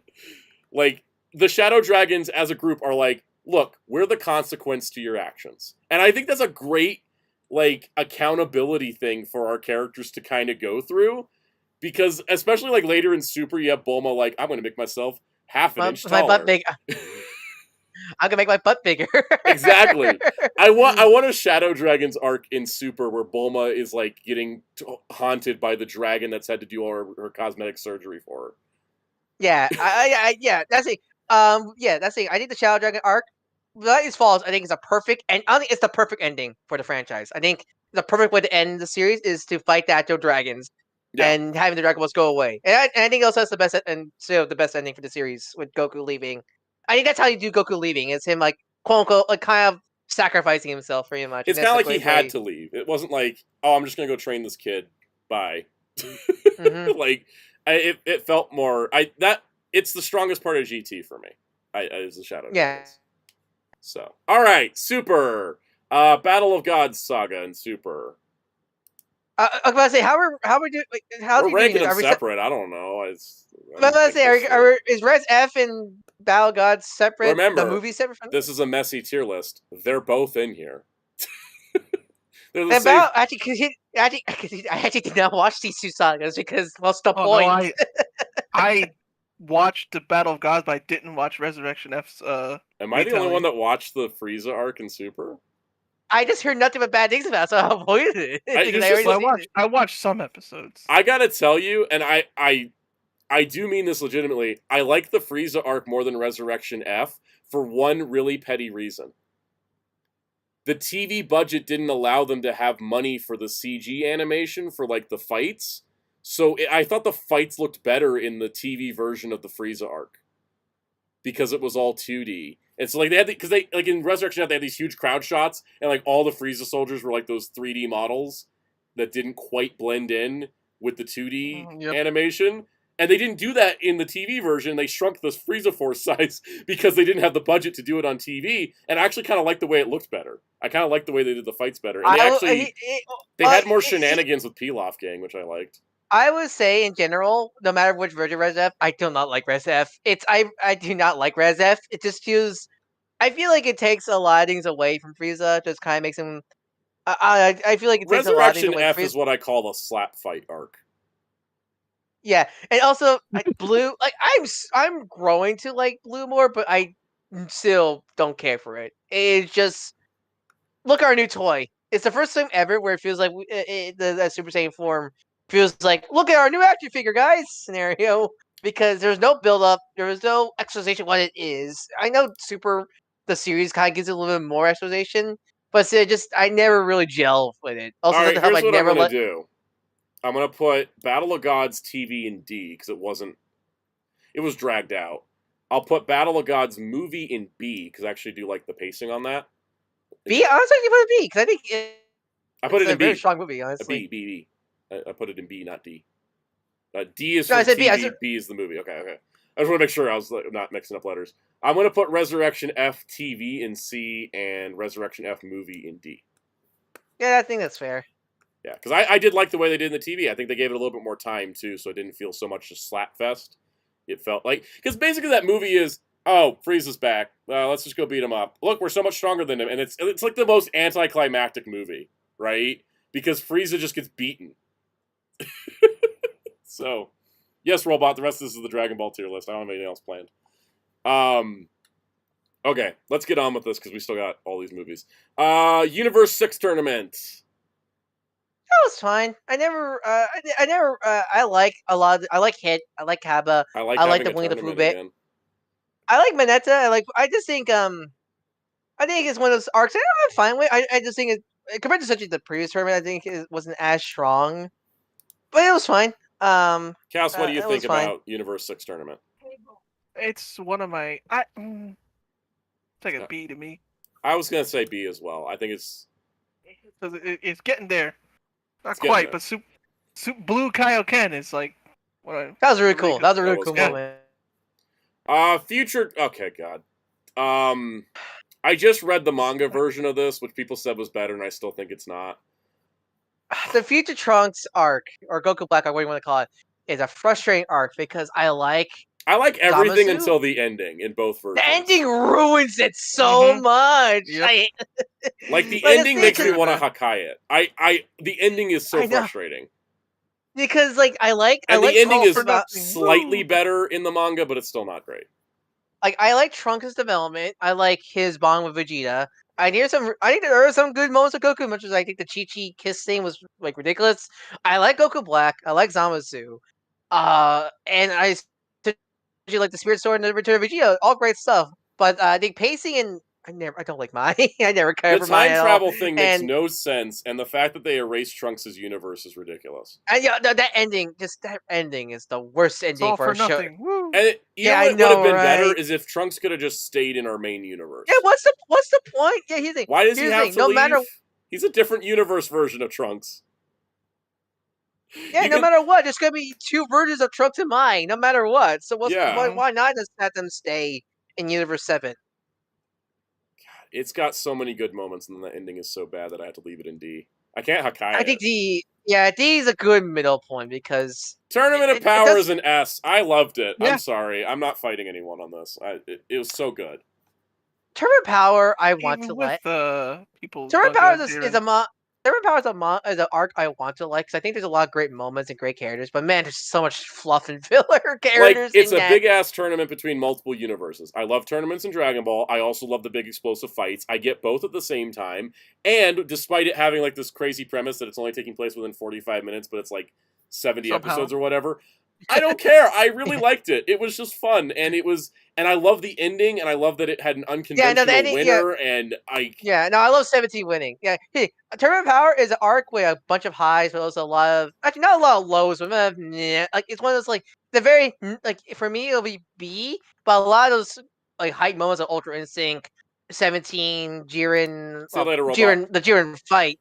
Because I don't care about Jiren the character. But like there's a lot of those high moments does bump it up to A for me. But if you're talking about like for me, if I like think overall the whole arc is a B because again, a lot of great moments, a lot of low moments for me personally. That's totally fair.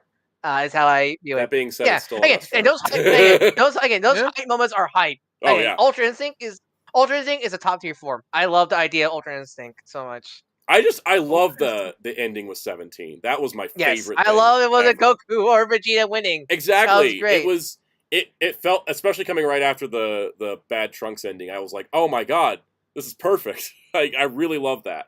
All right, let's get into specials territory. Bardock, the father of Goku, got Hakkai'd, but we don't have to rank it there.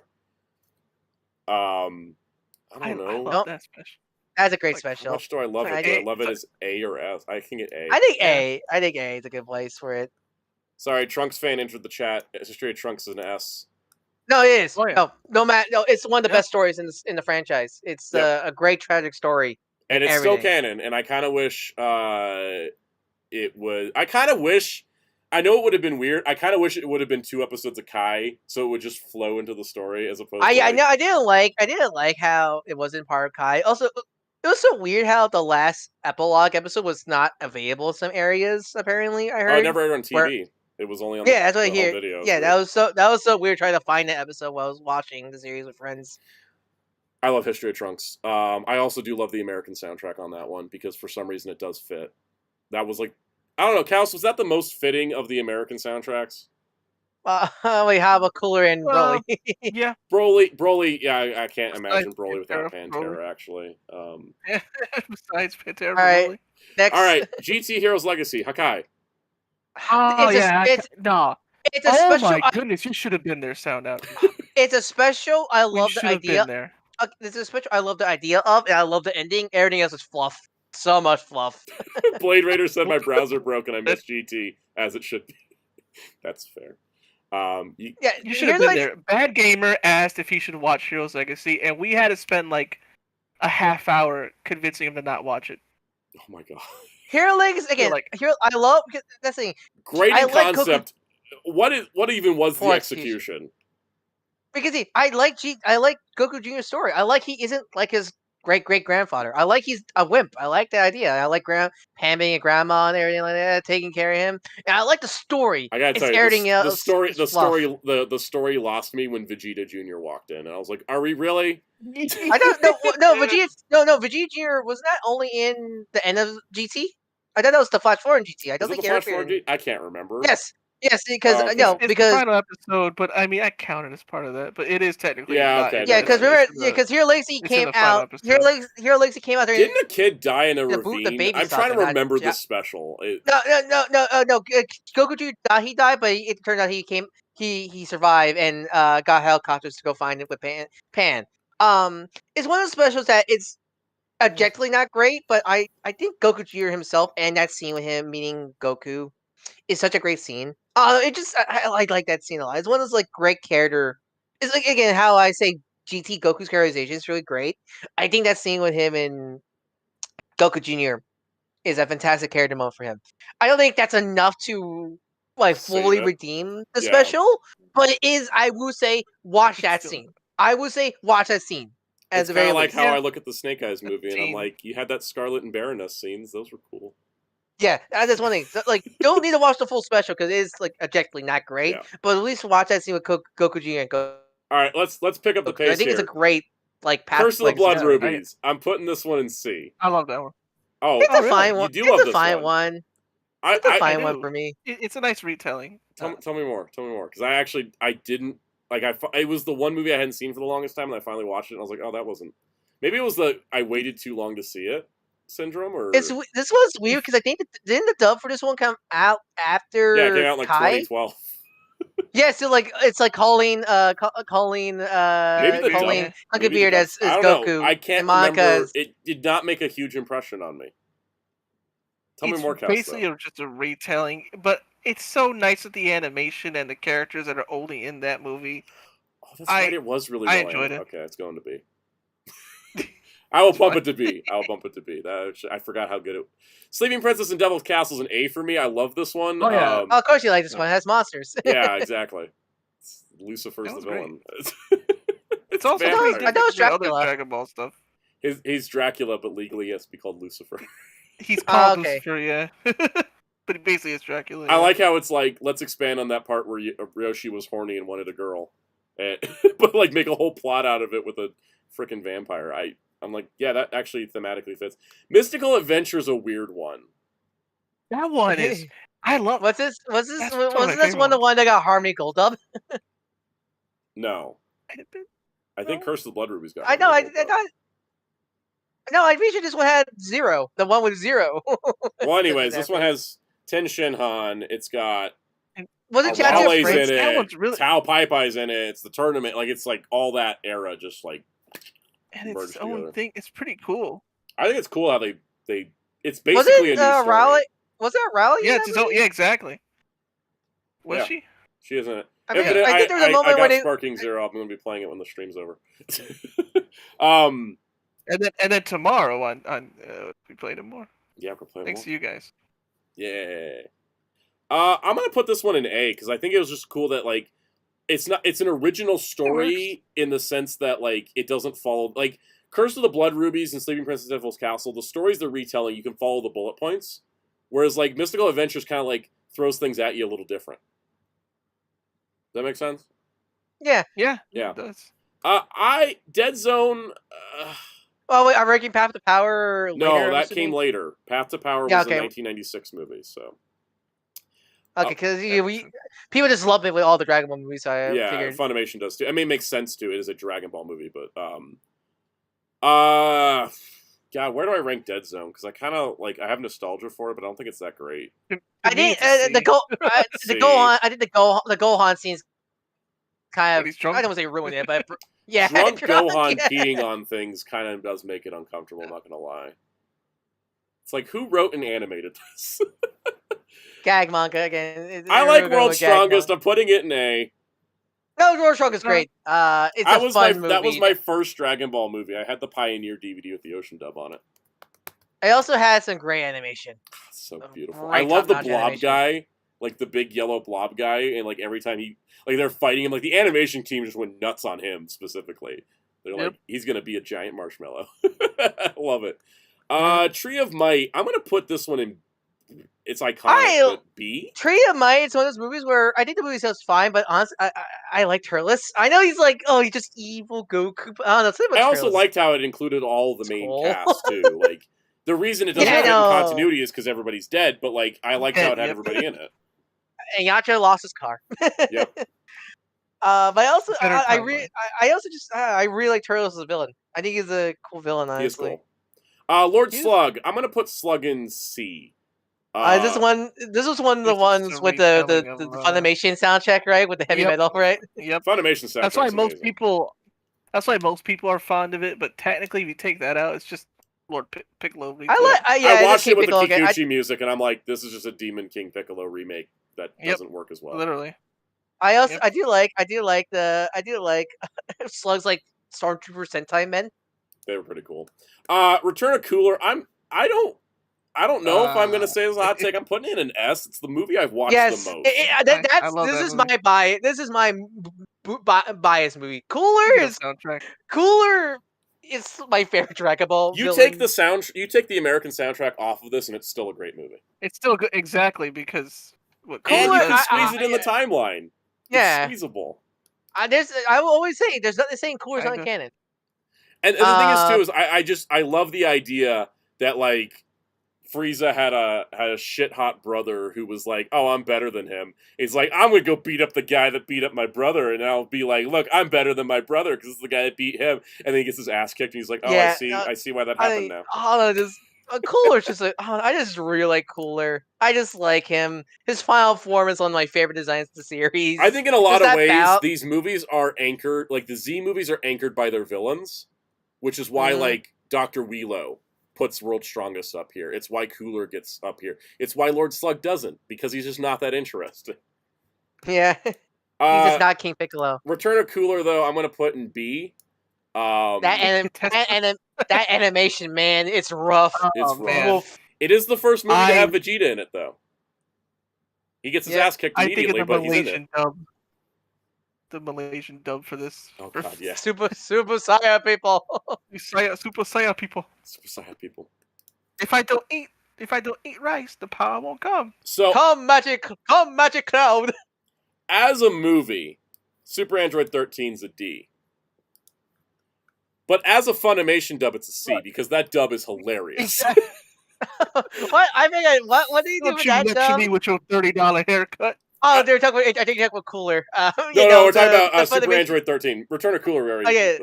Super Android 13. I was like, when I finished watching it dubbed on the Steelbook DVD, the remastered DVD, I was like, man, it really feels like they knew this movie sucked and they needed to punch it up in the dub because it's hilarious. And so I switched it. Here's the thing, let me finish the story.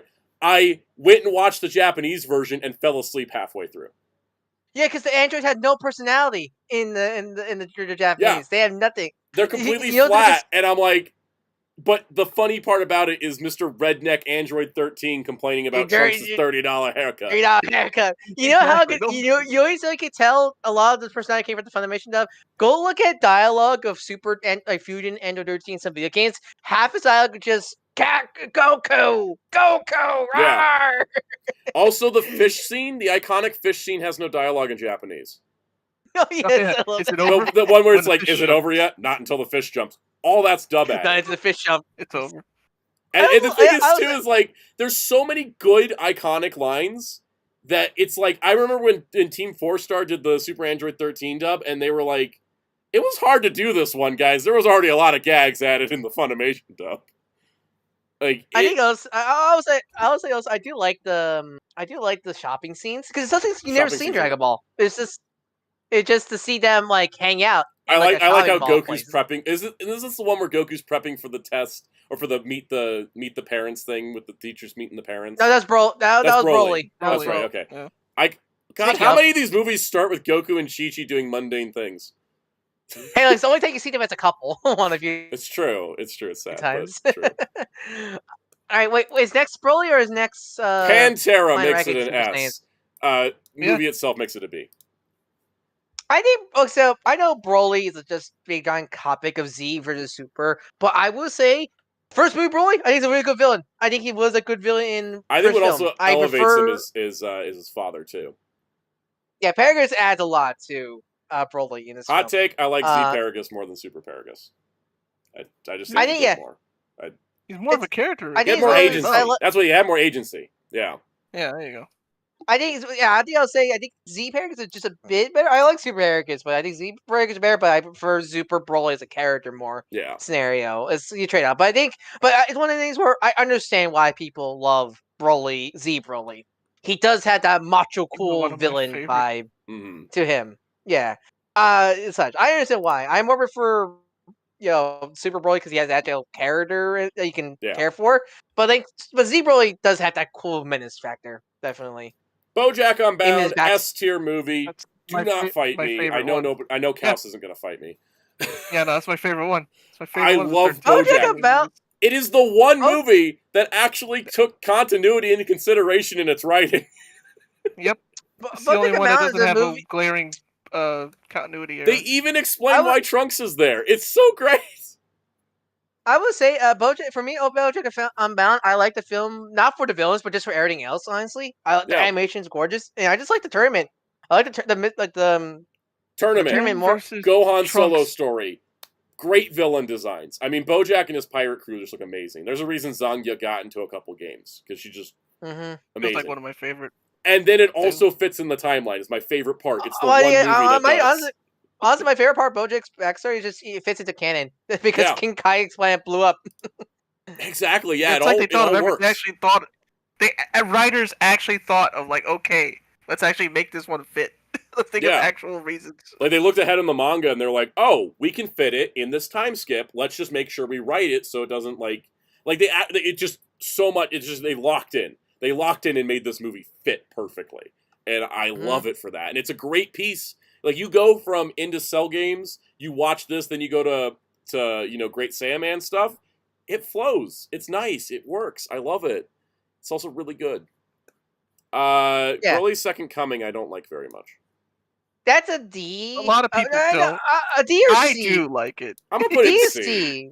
Yeah, I because I don't think hate it. I like the Videl, Goten, and Trunks stuff because that's cute. I like these characters hanging real out. quick, AR mentioned outside of the Trunks stuff, unless it's set before Trunks leaves. So it actually is explained. Trunks is like, oh hey, I came back. Like he actually pops up. He's like, hey, I came back to tell you guys I defeated Cell and everything's fine. Like he's just there popping in for a visit to like check in and be like, it all worked out.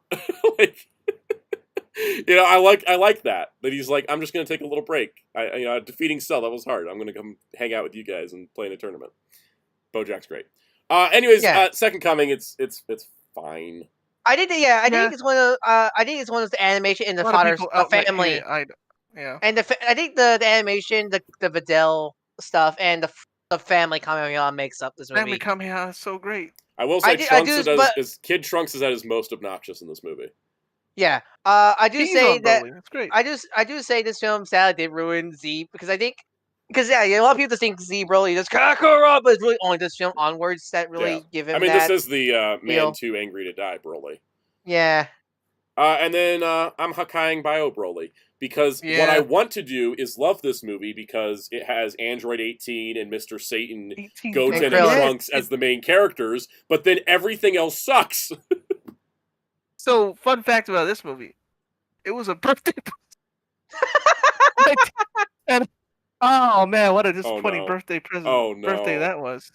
Oh, I first saw this movie in a bundle pack with the other two Broly movies, which felt appropriate, but like that as a birthday present sucks. I just have that by itself as happy birthday. All right. Do we argue about Future Report, or we can all honestly agree on this one? I'm putting it in A. The only reason I can't put it to S. By the way, I absolutely love this movie. I watched it like a dozen times, and I saw it in theaters. Even I went out and see it in theaters. I love it. Was it in theaters? They did before Super Broly came out. They did two screenings. They did one that was Broly Legendary Super Saiyan and one that was Fusion Reborn. And that was before we knew Gogeta was in Broly. They were just like, oh, hey, come watch Fusion Reborn. I'm like, yeah, I'll come watch Fusion Reborn. Oh, also, they bundled Fusion Reborn with the first Cooler movie. It was the coolest night ever. That's cool. They're like, here's Cooler, here's Fusion Reborn. I was like, that's a weird choice. And then the Broly movie came out, and it had Bardock, and it had Gogeta, and I was like, oh, yeah, no, that makes sense now. I see why they did that. Anyways, I love Fusion Reborn, but my brain has a hiccup with the continuity of who's alive and who's dead. I don't really care. I don't put that against the movie, but it does take me out of the movie. I don't want it. But I also just want to put it in S because I really like it. You mean A? I mean, I put it in A already. I was just going to say, do I put it in S? I see S because Janimba. Janimba's cool. Like, I don't care. He doesn't speak. He's cool. He's one Also, of those, like, Goten cool and factor Trunks beat up villains. Hitler. I mean, you can't really go wrong with They that. do. Yeah. Yep, I love that. Although, what makes you like, well, like, why does Hitler scale that much? because it's Like, wait a comedy. Because that's his true height. I also don't know why that whole Alright. scene had extra thick line I I art. think, because it doesn't look kind of cartoony. I think it was the idea Wrath of of the that. Dragon, I'm gonna put Scene. an A. I like a lot about this movie. I love this movie. It's great. This one is divisive, but I liked it. I like it too. I think this is even more of my top 2 original Z movies. Because I just like the writing for both of them that much. I like Tappion's story. I like and his Vegeta relationship with having like a Trunks. vacation house, and then he just magic up. Yeah, of course. On my day off. He's like, my day off, and it's like, do you have a separate apartment? Like, go home to your wife, man. Also, just having it be after Z, I like that. Also, just putting it in like, after the Majin Buu fight. It just like with BoJack, it slips in nicely. Slips in nicely. It's just a great, great epilogue. I know it's kind of a bit of Surf Dracula, but like I kind of like that there's an origin for Trunks' sword in Tapion. Yeah, I like that. And which I know some people say that doesn't make sense, but then you.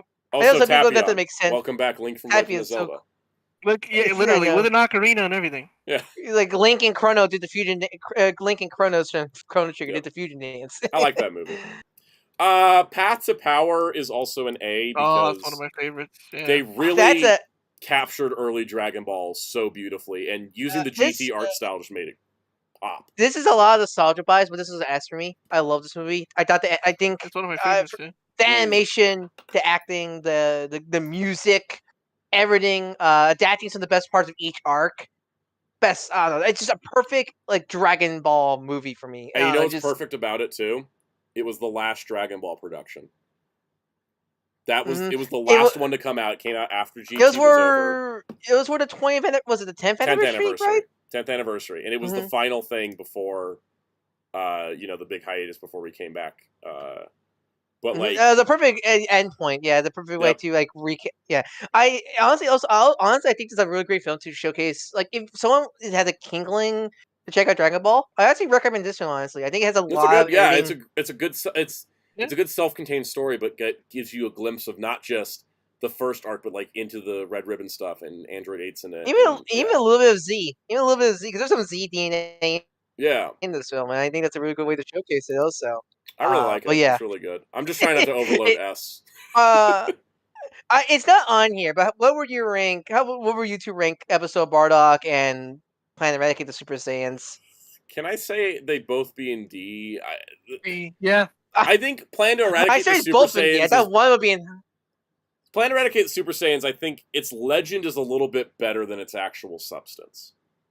Honestly, sorry, it's both in D. I thought one would be in Hakai. Honestly. No, I mean episode of Bardock's fine, but that much. The thing with episode of Bardock that people get twisted is they think that it was always supposed to be like a canon sequel. It never was. It was always a what if story from the beginning. I think it's fine as that. I don't hate episode Bardock, but I just think it's one of those unnecessary stories scenario. Yeah, but because they put it with it's a what if sequel. It's just kind of like a what if we did a Bardock. It's like one of the video games where they do a what if side story. That's just kind of how I treat it. I do find it funny that Xenoverse found a way to make the whole time travel thing make sense. Yeah, it wasn't from Frieza's Death Balls because Toa Mir accidentally dropped him. She dropped him while time shaking it. I kind of like Xenoverse's writers are the strongest soldiers in the messed up timeline that is Dragon Ball. But we got to talk about the greatest Dragon Ball movie of all time, Dragon Ball Evolution S tier. Amazing. Just kidding. Hakai. You know what? I put it D because it's funny bad. It is funny you bad. Get together. It's one of those you can get together with friends and just rip it. I didn't watch Joker 2, but from what I heard, it's a bad movie that's also boring. Versus like Madam Web, which was a bad movie, but at least it's funny how bad it is. I think Evolution's in the same thing. I'm tempted to put it in D. Because it is kind of funny. Hey, remember, without Evolution, we wouldn't have got all the modern stuff we do today. So it's true. It was so bad, Toriyama came out of retirement, right? Like, I gotta fix this. Yeah. It's like, what are they doing without me?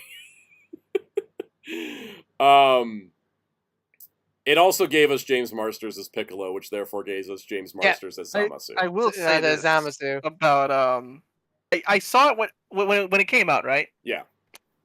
You actually see it in theaters? I saw it in theaters. No. No, I was all in. I was like, let's go. You review all the toys from Bandai when it came out. I went the hood way. Nice. you hold it. Yep. Because I was like, I ain't paying for this. But what's funny though is I remember watching like, but then I remember thinking to myself, I like it so much better than the Avatar movie though.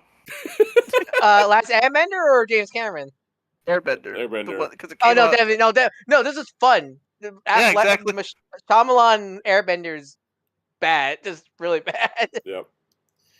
94 says, even though Akira Toriyama was executive producer for Dragon Ball Evolution. Let me tell you about executive producer. In third day of film class, someone asked, what's an executive producer?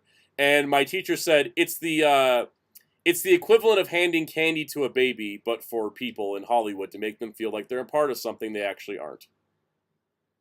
Executive producer credits are what you give as like a kind courtesy thing. Producer credits are people that actually have influence on a production. There you go. Broly S. Yes, no. Broly? Oh yeah. That movie's lived rent-free in my brain since the day I saw it. Animation, character, story, everything is great about this film. I love it. Hot take, maybe. That is the best animated Dragon Ball anime thing ever. Yeah. Yes. Oh my! I wish Shintai would come back.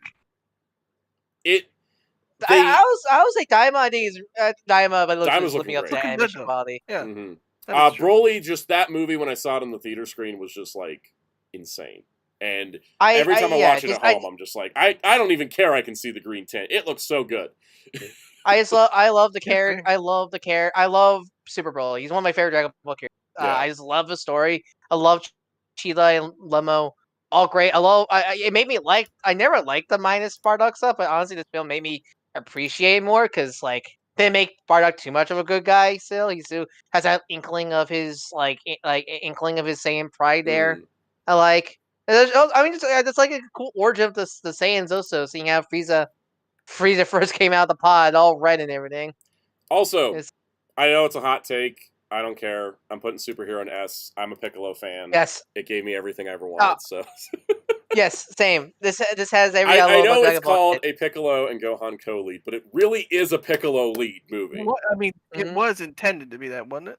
Yeah, and like Gohan's like the co-lead in the way that like, sorry, I was trying to come up with a good example, and my brain was sticking. It's not a Deadpool and Wolverine where they really were equal leads. It was, God, there was a superhero movie that was recent that this is a good example of. Which company? I was thinking Marvel because DC hasn't done anything good recently, except the Beetle. The Marvels? Kind of no, because they all had. I mean, Captain Marvel was the headliner, and then the other two were. Well, it was a duo. Now I'm trying to think of what I was thinking. Was that Guardians, right? No, I'm specifically a duo, not like any bigger than two.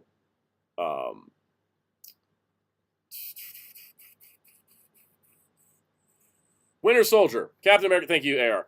Captain America: Winter Soldier, where it's like Steve Rogers is the lead, but Sam Wilson's like there and helping, but he's not given an equal part to Steve Rogers. He's still a supporting part, but you can put him on you can put the two of them on a poster, and you're like, or Black Widow and Winter Soldier. Actually, that's what I meant.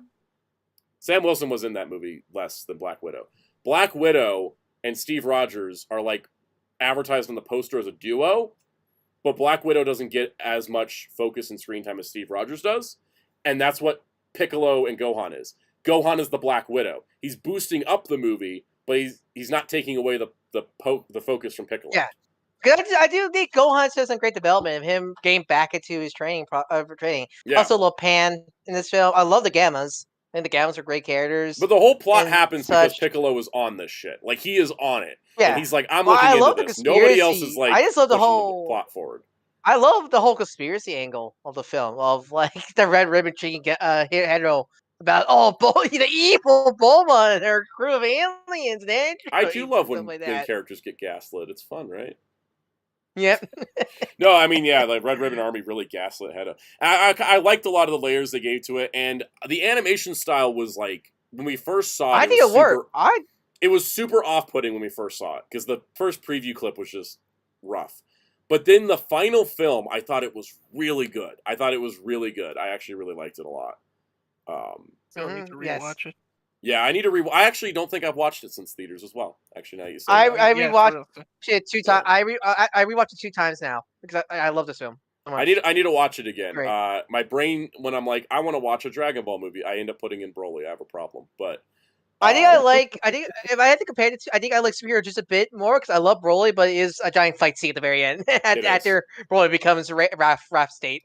I will say that because I do like the animation of superhero in the final form, the Broly animation's locked in a little bit stronger, and I think that's what elevates it over. But also, I think what it is, because I actually, last time I watched Broly, I didn't watch Broly, I just jumped to the part where Gogeta showed up. Yeah. And so the thing is, if I just want like a Dragon Ball, like, serotonin rush, I'll just put on fight scenes from Broly. Whereas with superhero, I actually want to sit down and watch the whole thing for the characters. Does that make sense? Like, yes, totally. Yeah, definitely. I won't just watch a scene from superhero. I want to watch the whole thing. But if I just want to watch a Dragon Ball scene, I'll just watch Broly. So I'm like, yeah, I like it. I like these movies. And then we'll see where Daima ranks someday, or never. We don't have to rank. Well, until it finishes. And fun. Yeah, look at this. Thank you everyone who donated their money to Fighter Kels. Yes, thank you so much, everybody. Kels, would you like to say some words? Thank you. Definitely. Can you look at your Ko-fi to see who donated? Yeah. I want to make sure we can credit the right people and such like that. If it does have their real names, though, maybe not. But if it has, no, I can tell you the names. Cool. It was Muteki and Jamie's World.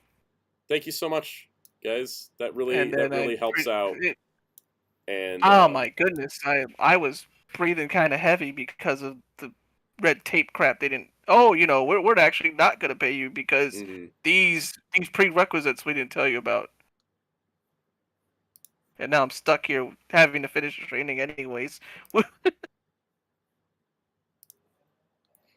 Well, cool. I that's the end of the stream for the plans because we were playing Quick and Dirty today. So since Chaos did reach his goal, what are we doing tomorrow, Chaos, on your stream at Twitch.tv at Fire Chaos?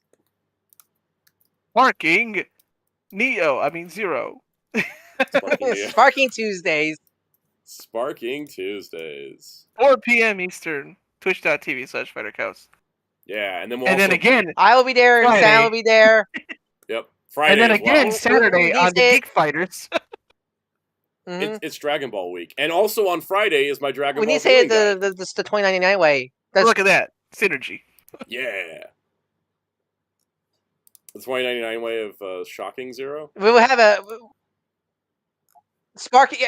Yes, shocking. That'll be spark. Damn, that was sparking in 2099 language.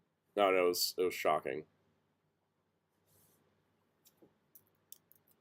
Yeah, guys, it's weird because I feel like we covered less. We covered less news for sure because it was like less structured, but I kind of enjoyed it. It was kind of fun not to have like, and here's my 10 pages of notes, and we just kind of casually did stuff. Yeah, so it's going to be stream week on Fighter Chaos's channels and Geek Fighters, and it's going to be Dragon Ball week on this channel.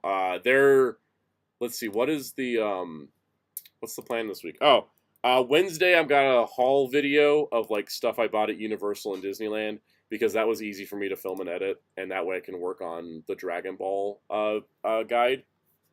And the Dragon Ball guide will be Friday. I shot it before I left, but I'm reshooting it because I kept thinking about it, like through my trip. I just had these little thoughts of like, I could do that better. Wait, no, let me do that better. And so now I'm just going to reshoot the whole thing. Is it because how the Transformer one went?